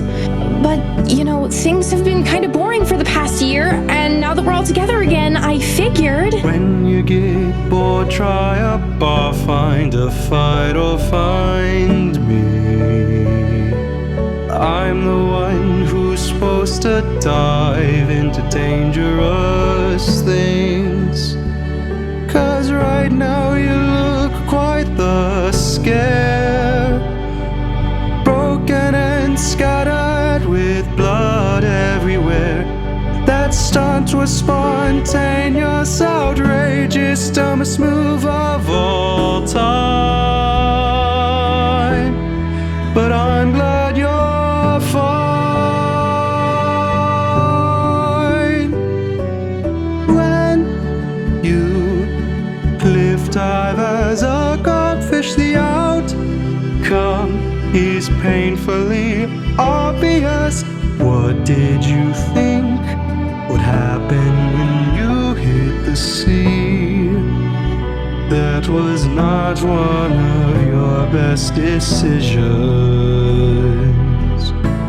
So obviously, in Vox Machina, we're brash and we're bold. And you can see I survived that pig damage roll. And so it goes to show. Oh, Keyleth, darling, you know it killed you. What do you mean? I'm still alive. It killed you. No, you're alive again. Killed you. I was dead? It killed you. Technically, yes. 'Cause when you cliff dive as a goldfish, outcome is painfully obvious. What did you think would happen when you hit the sea? That was not one of your best decisions. Yeah, obviously. Doty, did you take that down? Terry. Good. I think I would like to go back into town and get lots of drinks before anything else happens to us today.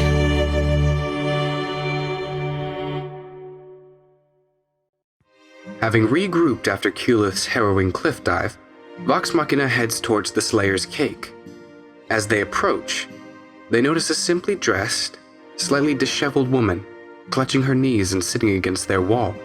Excuse me? Oh, I'm terribly sorry. I just wasn't sure when you were going to be coming back. Oh, yeah, no, we were just off on an adventure, but it'll take a little while before the food is ready. Yeah. Oh no, I'm not here for that. Fine, sirs and madams, I'm sorry to bother you. You see, my husband, Dathan, has not returned from sea in about 6 months.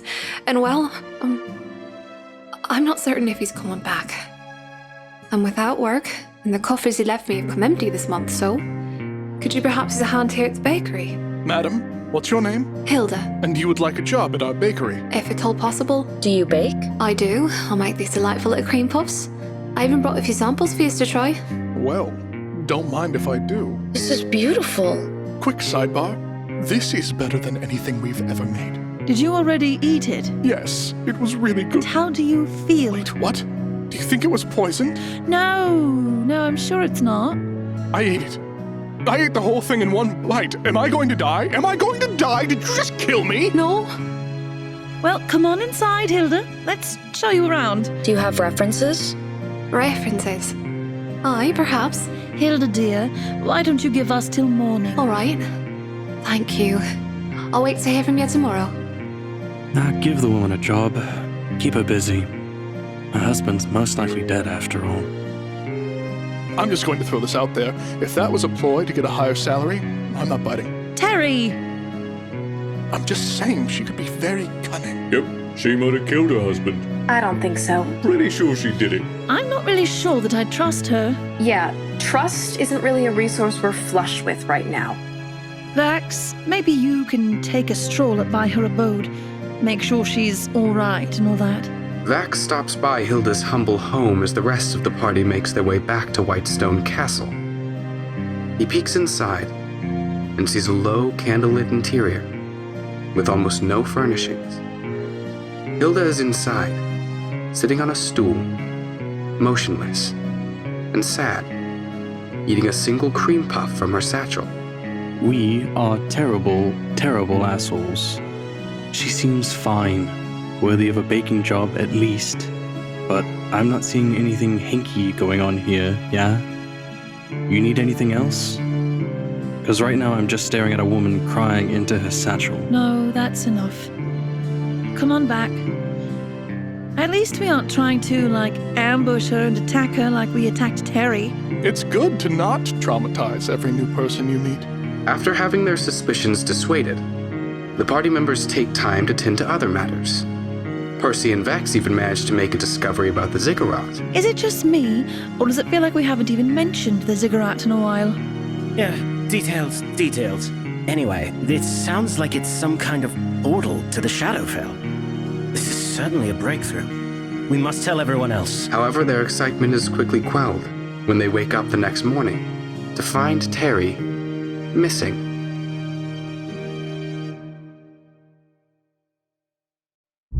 Terry, darling, it's time to wake up. Where is he? Doty! Crap, he won't respond to me. Let's call everyone. Has anyone seen Terry? He's sleeping in, isn't he? Shouldn't he be headed towards the bakery to meet Hilda? I'm picking up some coffee, but I'll look for him right after that. Keyleth? Yeah? Focus! There's nothing strange in Doty's book, and the room doesn't show signs of struggle.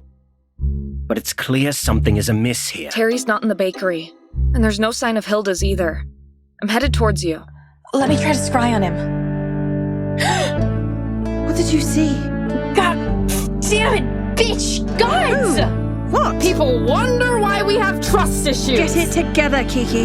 Ow! Where is Terry? It's Hilda. She took him.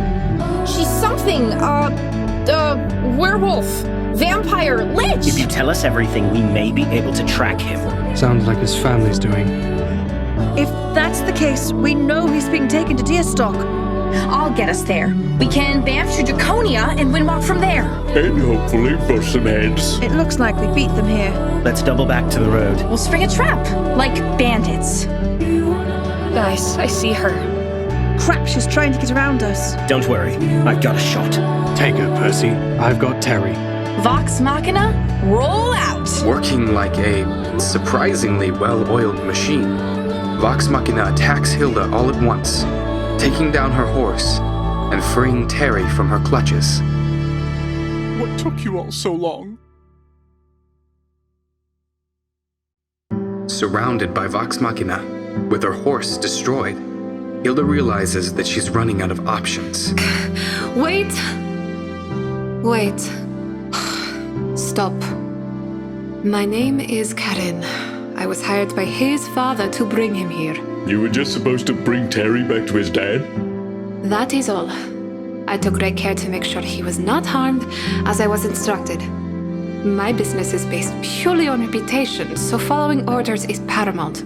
This is unacceptable behavior, I think, in any relationship. This is not cool, right? Yes, Terry. Kidnapping is generally considered a dick move. Well, since we're very close, proximity, I mean, it seems foolish to not go have it out with him. With Vox Machina and Corinne in tow, Terry purposefully makes his way towards the Darrington estate. Once there, they are all led to the study where Terry's father, Howard Darrington, awaits. My son. Papa. I am glad to see that you are well. Are you? You sent that woman to kidnap me. I sent her to find you and bring you home. She bound and gagged me and threw me on the back of a horse. You're a hard man to find when you want to be. I am literally the least hard man to find. I tell everyone my name, I wear a gold helmet, and I walk around talking about myself. And yet you are in a far-off land.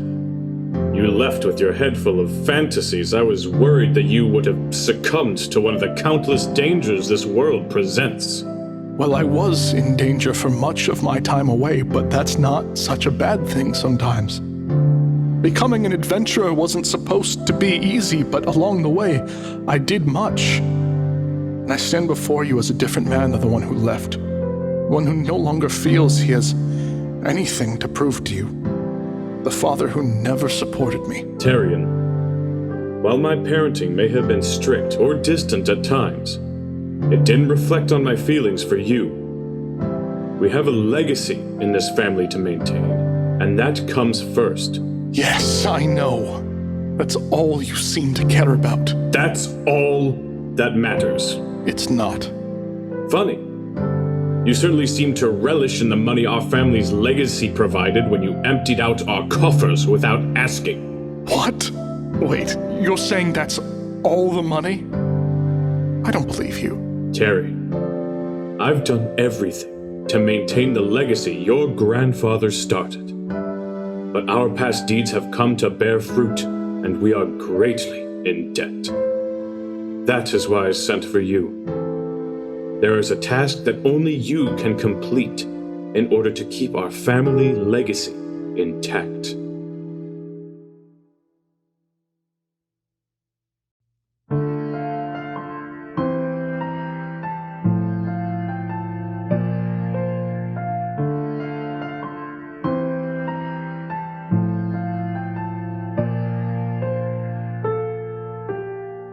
You never loved me, Father. At least you never said it to me. That's how I grew up. But I've seen the world now. I'm different now. Still, you've spent a lot to summon me. So what's this task I must complete? Lest I see our family fall.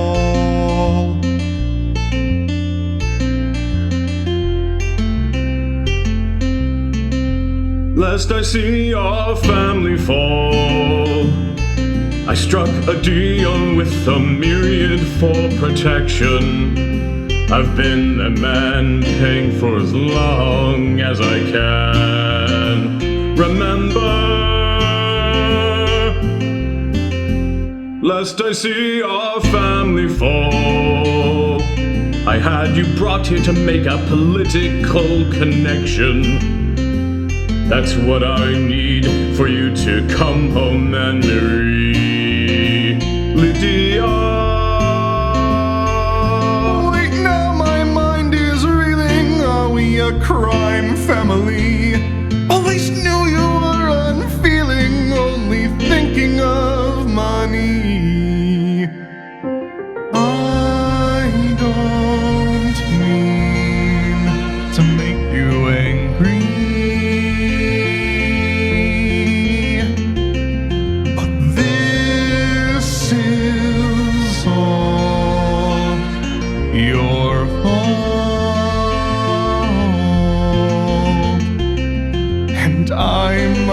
Share this burden too, lest I see our family fall. Lest I see our family fall. I went to battle to save everything we've worked for. I thought I knew how I could make things right for you. But I failed, lest I see our family fall. We need a plan so no one can ruin our position. You ran away and took the last of what we'd saved. Remember, while you traveled and you daydreamed with the money we supplied, the Darringtons in Wildmount have been fighting to survive. I don't mean to make you angry, but this is not my fault,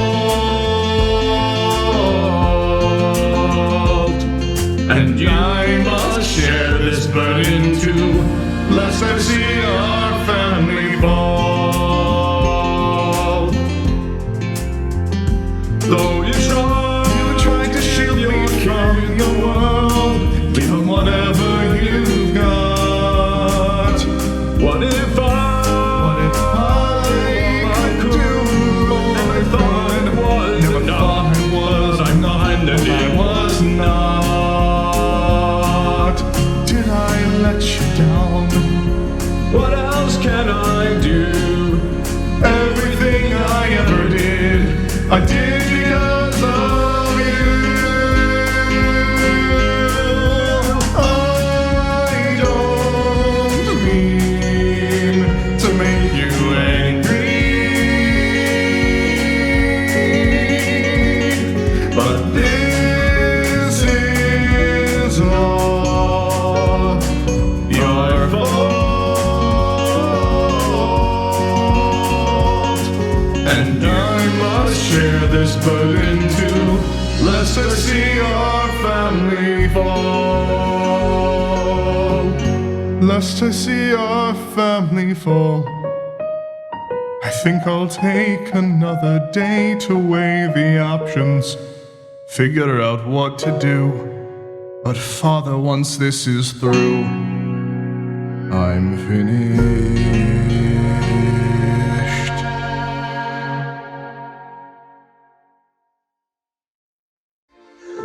So, that's how it is. My dad wants me to enter into a political marriage with some girl in order to clear our family's debt to some syndicate called the Myriad. Well, obviously you can't marry her. It seems like I may have to. No, you don't. Well, it seems like the simplest solution, the shortest distance between 2 points and all that. Look at you, Grog. I am so proud of you for knowing that. Don't be jealous. Just to be clear, though, you are absolutely not marrying this woman. Why not? Because if he wants to be a better father to you, then he's going to let this go and not let you do this. Even if that means he loses everything. Besides, sometimes when you let everything go, only then are you able to truly live. Whoa. Deep. Well, let's go meet with the Myriad. I'm sure there's a way we can work this out that doesn't end in matrimony. Yes, if money is what they want, we can certainly find a way to get it. And if their desires are more duplicitous, well, we're a nightmare for people like that. Yes, I'm sure you're right. Korshad, a representative of the Myriad, is known to hang out at a local tavern. After a careful approach, Terry, Vex, and Percy attempt to come to an accord with Korshad. Again, we're only here for sentimental reasons. We'd like the Darringtons to be able to keep their estate and just enough property or gold to maintain a modest comfortability. Their fortune can stay with the Myriad. I am in a position to ease the debt. But if you wish to resolve such a substantial debt, your task would have to be equally monumental. And past that point, they would be in no debt to you? Yes. Assuming the completion of a task done in our favor by the famed Vox Machina. And what is this task? East of here lies a platinum mine. This mine has been swallowed by a sinkhole of unknown origins. One of our greatest diviners has spoken of an ancient, powerful, improper source of energy inside this mine. If you were to go to this mine and terminate the entity that controls it, I would consider the task complete. Are you sure you don't have a cloak I can enchant and we could just call it square? When all this is said and done, I'll be in contact. I'm sure we could do business in the future. Well, I won't ask you all to risk your lives for my terrible family. I think we've all risked our lives for each other at some point or another. So it's your turn, Terry. Should we vote on it then? Grog? Do you want to go kill something big and scary? Yes. Pike? I think you should marry whoever you want. So, yeah. Twinsies? Always have your back, dear. Wait, what are we doing now? Vax says yes, and so do I. Well, Vex said yes. And I am so in the mood to kill something. Then we have an accord. I will await word that the task is done.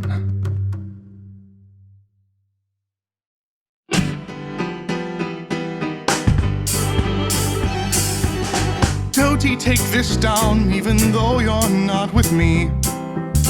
We're on a mission to erase the dead of my family. The myriad need our help clearing out their minds. And we're so powerful we can do it in no time. By the way, thank you all for helping. Of course, Terry. I'm just glad I finally get to hit something. This is just like old times. Oh, did I mention that the mine was full of bugs?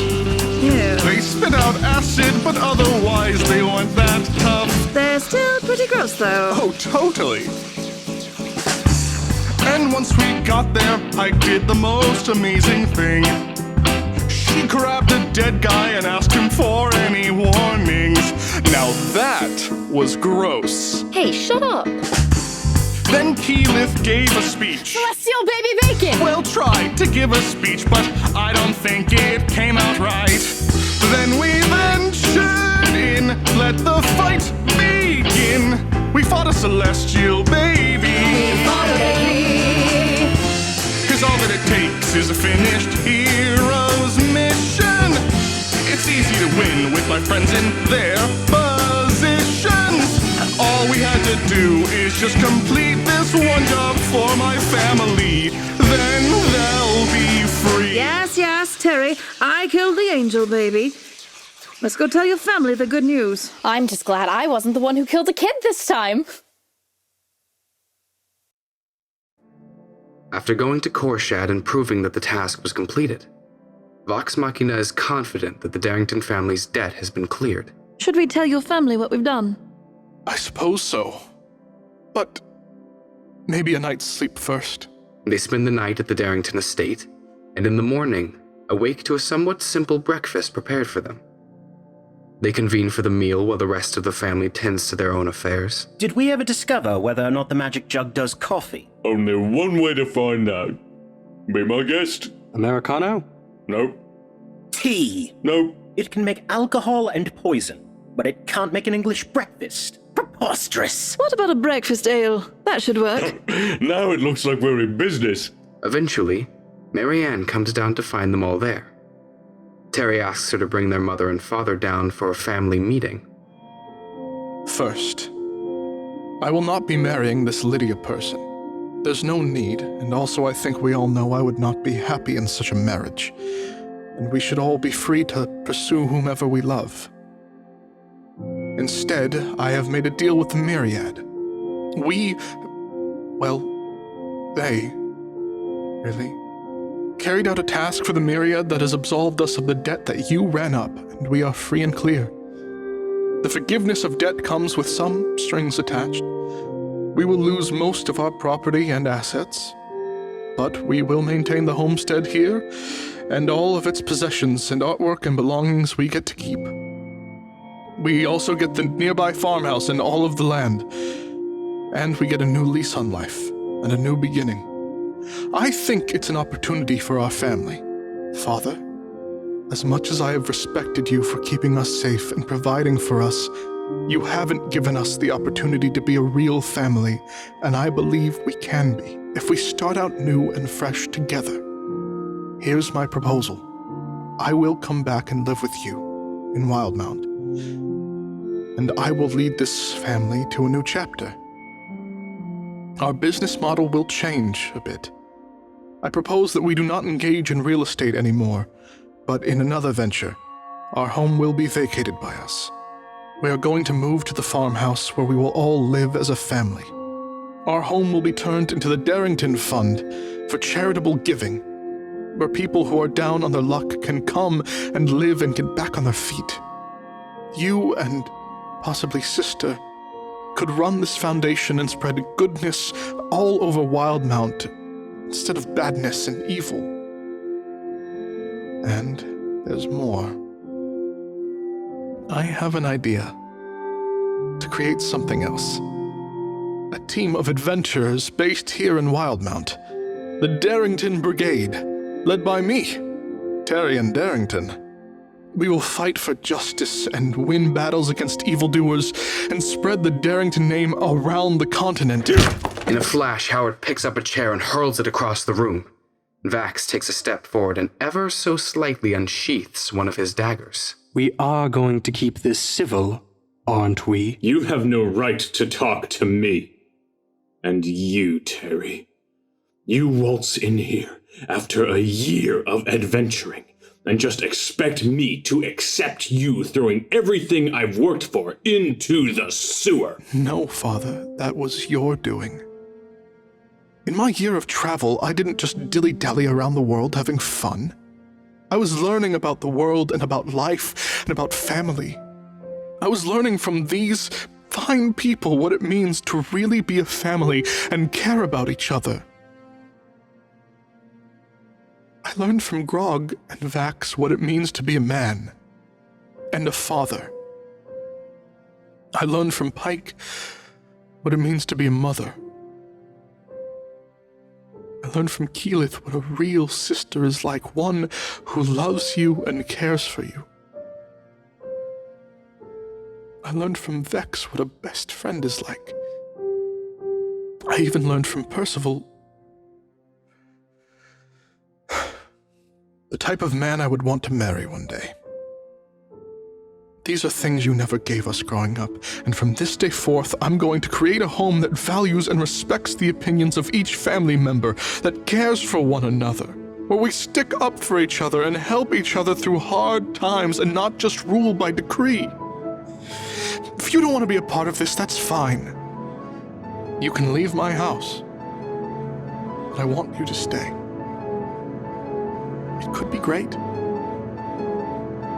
It could be the best thing that ever happened to us.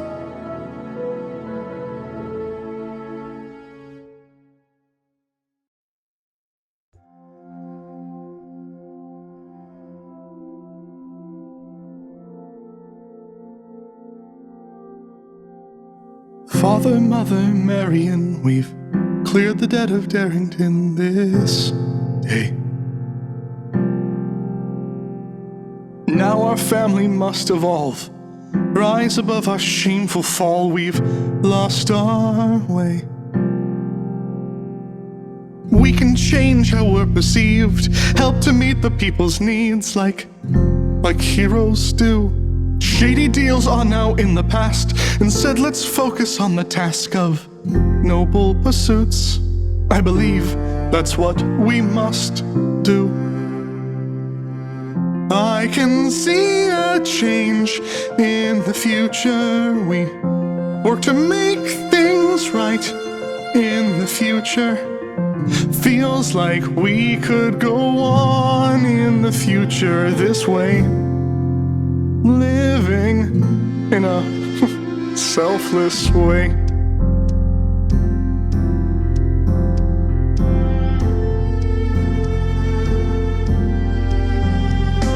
You walk in here and talk about the things I've done as though I should be shamed. I fought to get this life for us, a life you just as soon give up. You are such a fool. All you had to do was marry that girl we got for you, Terry, but no, not you. Now you cost us everything and come to me with a silly dream of philanthropy. Father, stop and take in the you. What we lost was because of you. But I can see a change in the future. We work to make things right in the future. Feels like we could go on in the future this way. This way. We can make things right in the future. Pull our family tight in the future. We could live alright in the future this way. Living in a selfless way. 'Cause now I know the kind of man I want to be. Vox Machina has taught me well the ways of love and family. Where you go now is up to you, but you can trust that I'll do good for one then another, and fight to become better, then write all of it down here and keep writing until this entire world knows our good name. And I suddenly feel the touch of fate.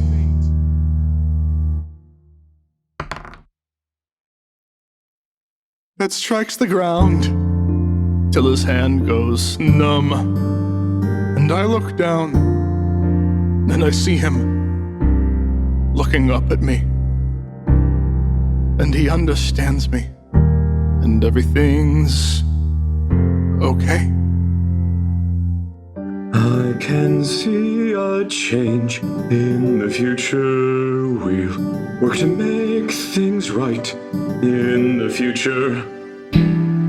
Terry lets you and I shape our future this way. This way. We can make things right. Pull our family tight. We can live alright in the future this way. Living truly in a selfless way.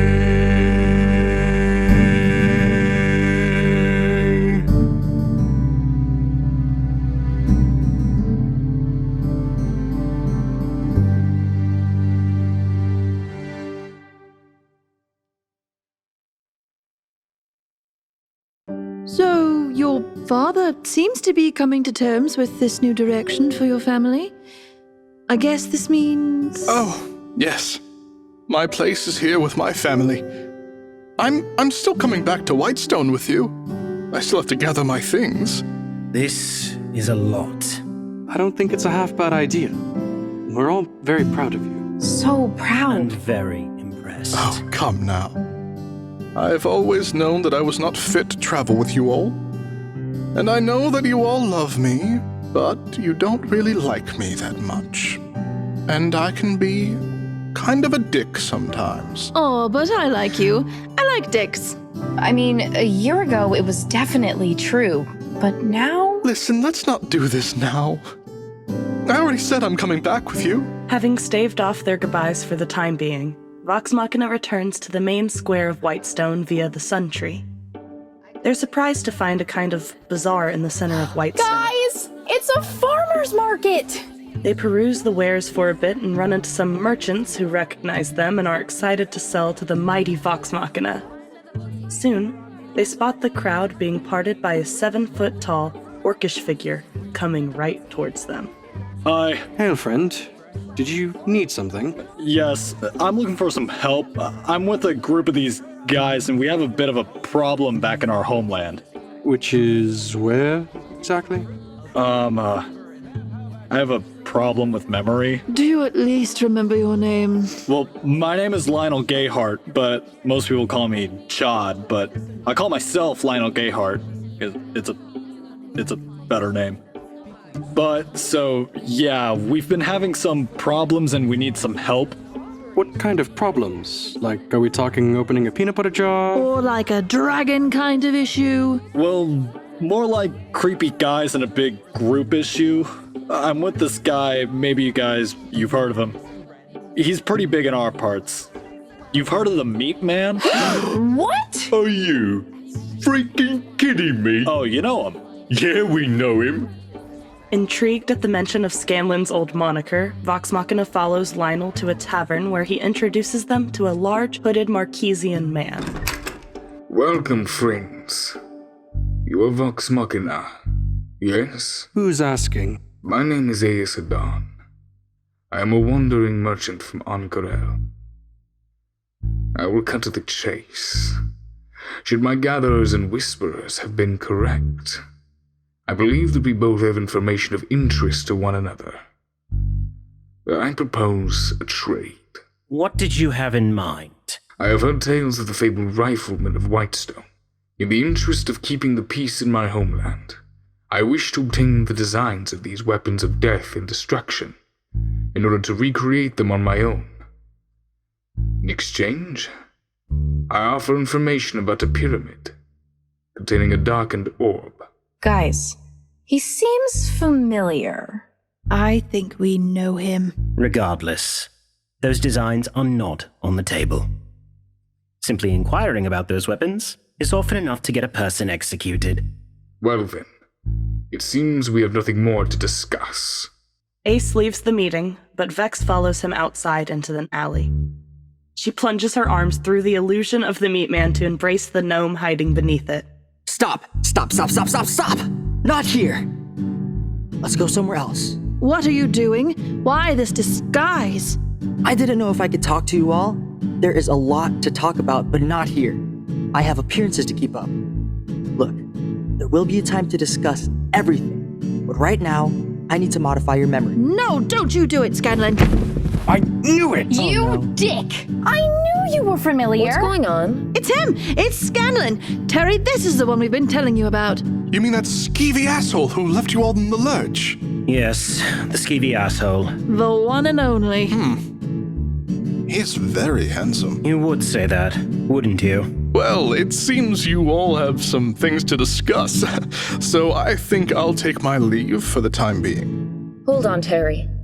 I think I'll go with you. Yeah, I'll come too. Oh. All right. Hey, why are you here anyway? That's a good point. Not that I'm not overjoyed to see you, but why are you here? Why now, after all this time? Well, my man Lionel found another ziggurat on Ankarel. I figured if I told you about it, you'd all go investigate and I'd go back to my life. I also figured that my disguise would work a little better, but Lionel kind of let the cat out of the bag. Why disguise yourself at all? I wasn't sure how you all would receive me. The way I left was terrible. I can only imagine that you harbor some bad feelings towards me. Clearly Grog and Pike still do.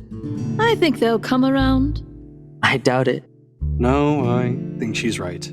I think more than anything they've missed you, darling. Even as Vex is trying to reassure Scanlan, Pike and Grog are finding it hard to forgive and welcome their former comrade. Grog is having a particularly hard time with Scanlan coming back in disguise.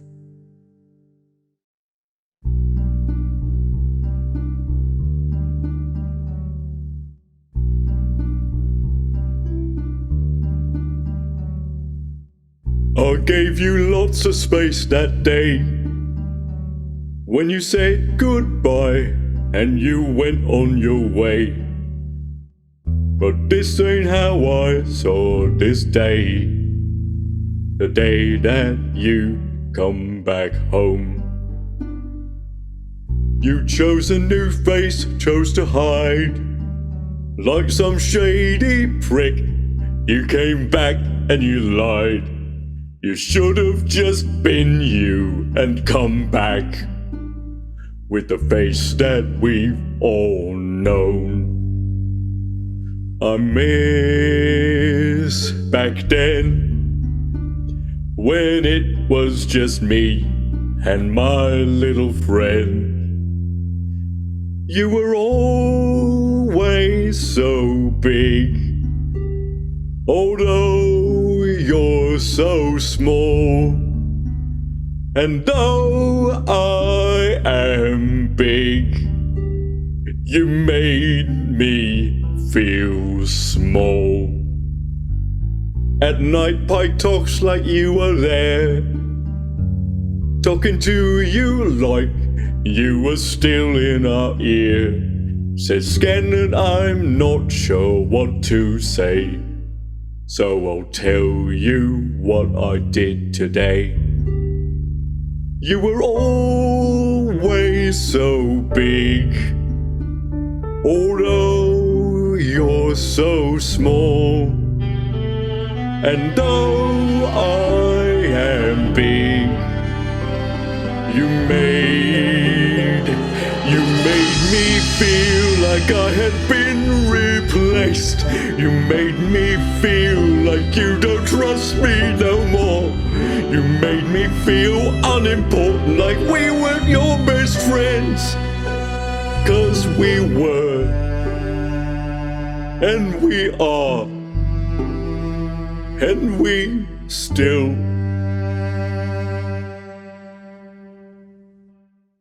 But like your resurrection day, I believe in you, and I hope that you'll stay. But at this moment I need some space. But I'm not going anywhere, I'll be waiting right here. I'm not going anywhere, I'll be waiting right here for the real you. I'll be here. You were always so big, although you're so small. Your place here is big, so come back to us all. Come back to us all.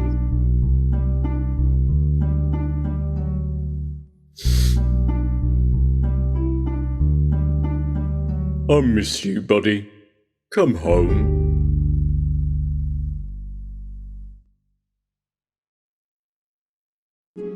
As the evening carries on, Scanlan continues to catch up with the twins.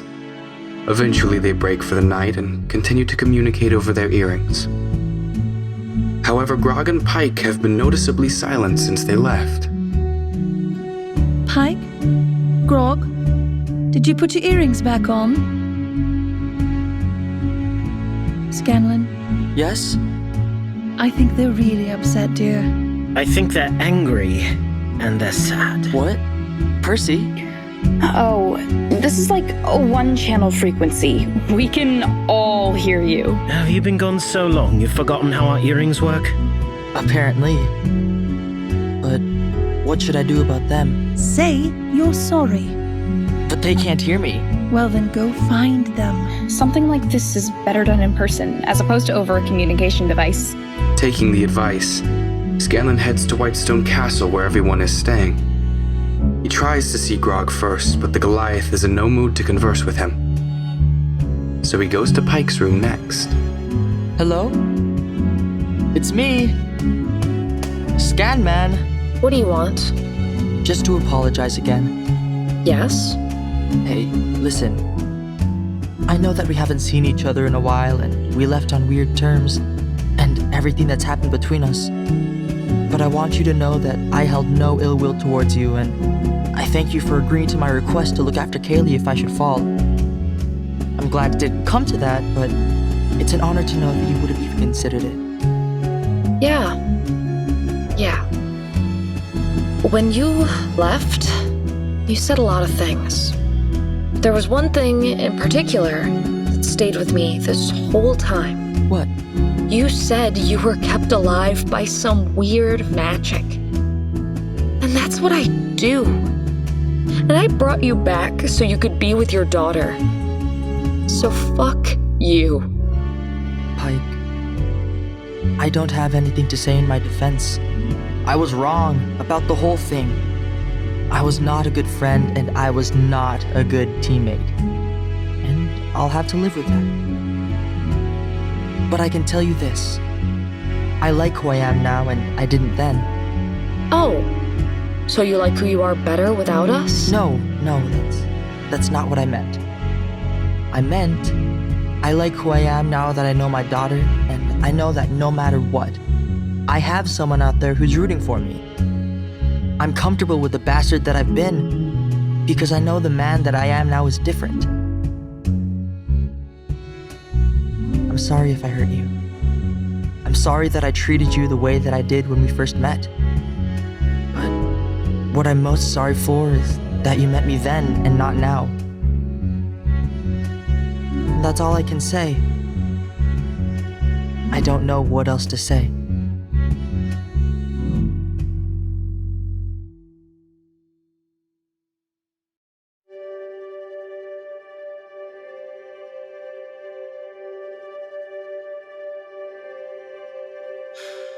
I never meant to hurt you all. Well, I mean, I did, but not this much. Now I've said I'm sorry, but I don't know what else to say. What can I say?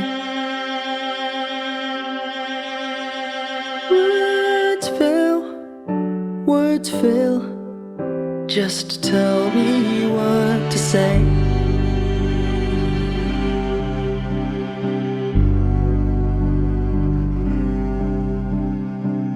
I didn't know how to be part of this, how to fight with such a heroic group, how to impress that perfect girl who somehow could see the good part of me. I chose to be the dad who stuck it out, not just a clown who crapped the bed. Be more than I was here, 'cause fun was all that I tried to be. That's not a worthy explanation. I handled it wrong. But what can make up for all of the time I was gone? Words fail. There's nothing I can say, except sometimes you get murdered by a dragon, and sometimes you have used up all your courage, so you run out on the family you knew. Even though they believed in you, 'cause they believe in you, and you think that maybe if I blame it on them and not me, I won't feel so much like a traitor. Like the bastard who ran. Like he thinks we're replaceable. I need to show him. I need to show him. I need to show them. We're not done.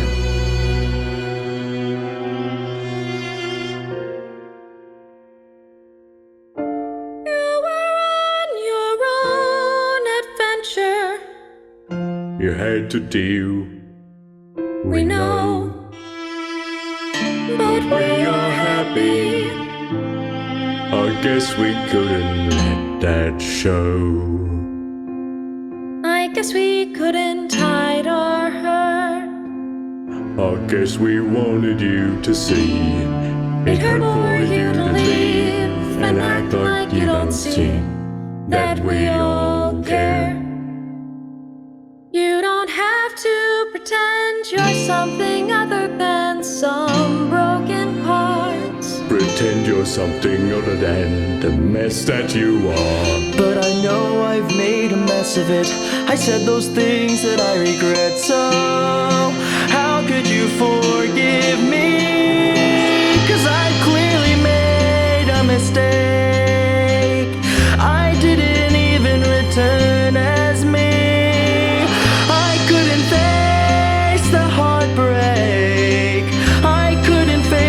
You think of me, I couldn't bear to see what you think of me.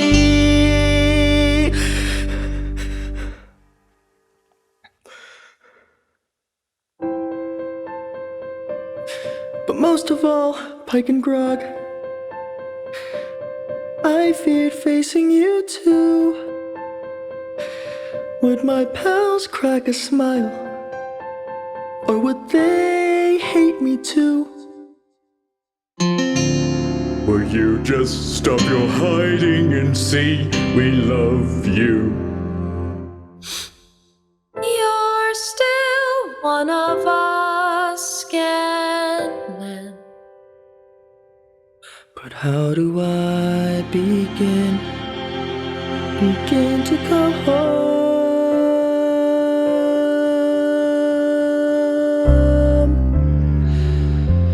Begin to come home.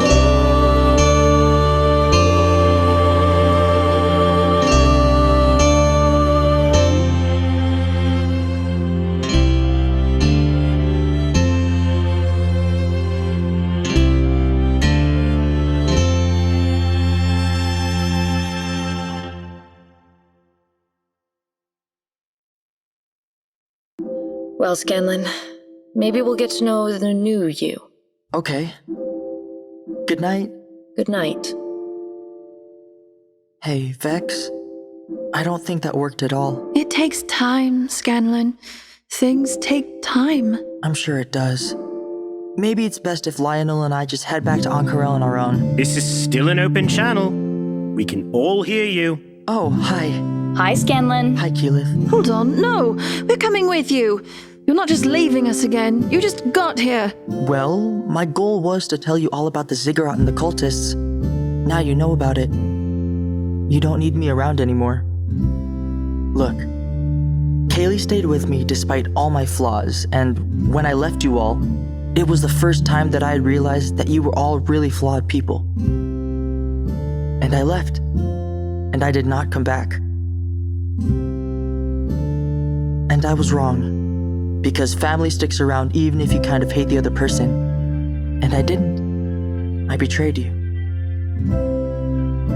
I've thought about you all a lot during this year, and I owe you all an apology for leaving you. And I don't know what I'll ever do to make it up to you. Well, I won't pretend that I haven't had some feelings that needed to be worked through. But for now, we have a problem to deal with. We're all going to see the ziggurat. Terry, are you in for one more adventure before heading home? That would be a sweet close to it. I met you in Ank'Harel, didn't I? To Ank'Harel in the morning, then. But right now, I am trying to sleep. At the next morning light, Vox Machina awakes and heads to the center of town. When they arrive, they find waiting for them one Scanlan Shorthalt and one Lionel Gayhart ready to join them on a trip back to Ank'Harel. You're still here. Yeah. You need me to find this thing, so I'll lead you to it. So, while you were gone, we opened a bakery. We have these cookies. They're called Shorties. They're named after you. So, hopefully you like them. They're a little disappointing sometimes, but overall they're pretty good. Thank you both. Reunited with Scanlan, Vox Machina set off on a new adventure. The beginning of this next harrowing chapter also marked the beginning of the end for the current one. Doty, take this down. That was the beginning of the end of my time with Vox Machina. The journey to Ank'Harel revealed a new and greater danger. Much as I, Taryon Darrington, wanted to remain with my comrades in arms, I knew that I had to return to make good on my plans for the Darrington Brigade. I also trusted that with the return of Scanlan Shorthalt, rakish though he may be, there was no obstacle that my friends could not overcome. Wow. I truly have friends. Vox Machina has truly shown me a new way to live. I traveled with them to become an adventurer, but they have made me a better man. While I am definitely poorer for having known them, what I have gained from them is invaluable. It's a beautiful story, almost as if it was written in a book. Now, Time to set our sights on in the future we'll fight to make things right. In the future, using all our lessons learned along the way. This way, we will be alright. For our family died. We will fight the fight when they must be saved.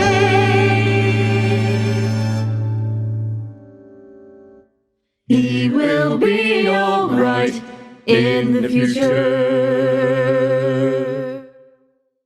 And I owe it to Vox Machina.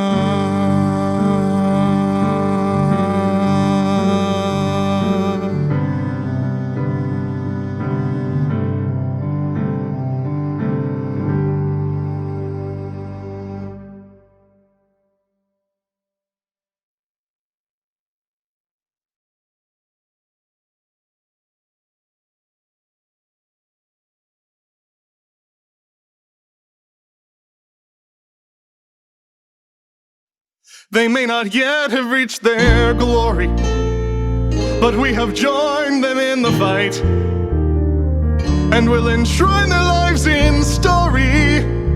We'll tell the story of their might. We'll tell the story of their might. Their might. Have you ever felt like nobody was there? Have you ever felt forgotten in the middle of nowhere?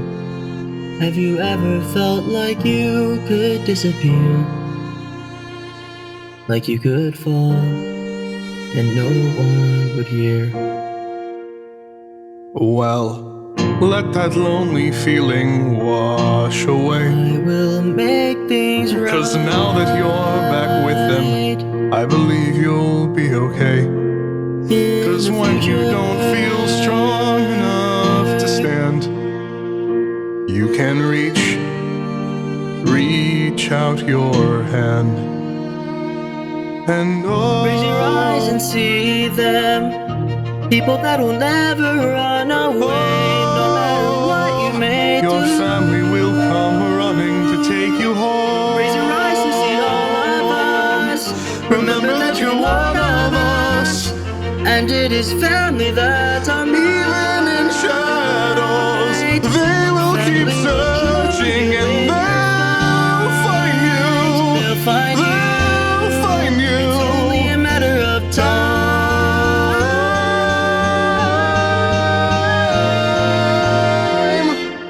Even when the doubt takes hold of you, when you need a friend to pardon you, when you're broken on the ground, you will be found, so let the sun come beaming in, 'cause you'll get up and you'll rise again.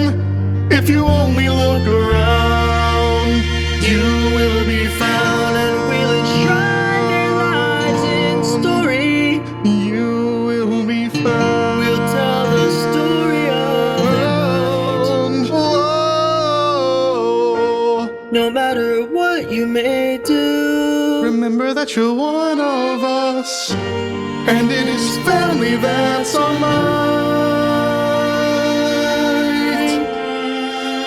It's family.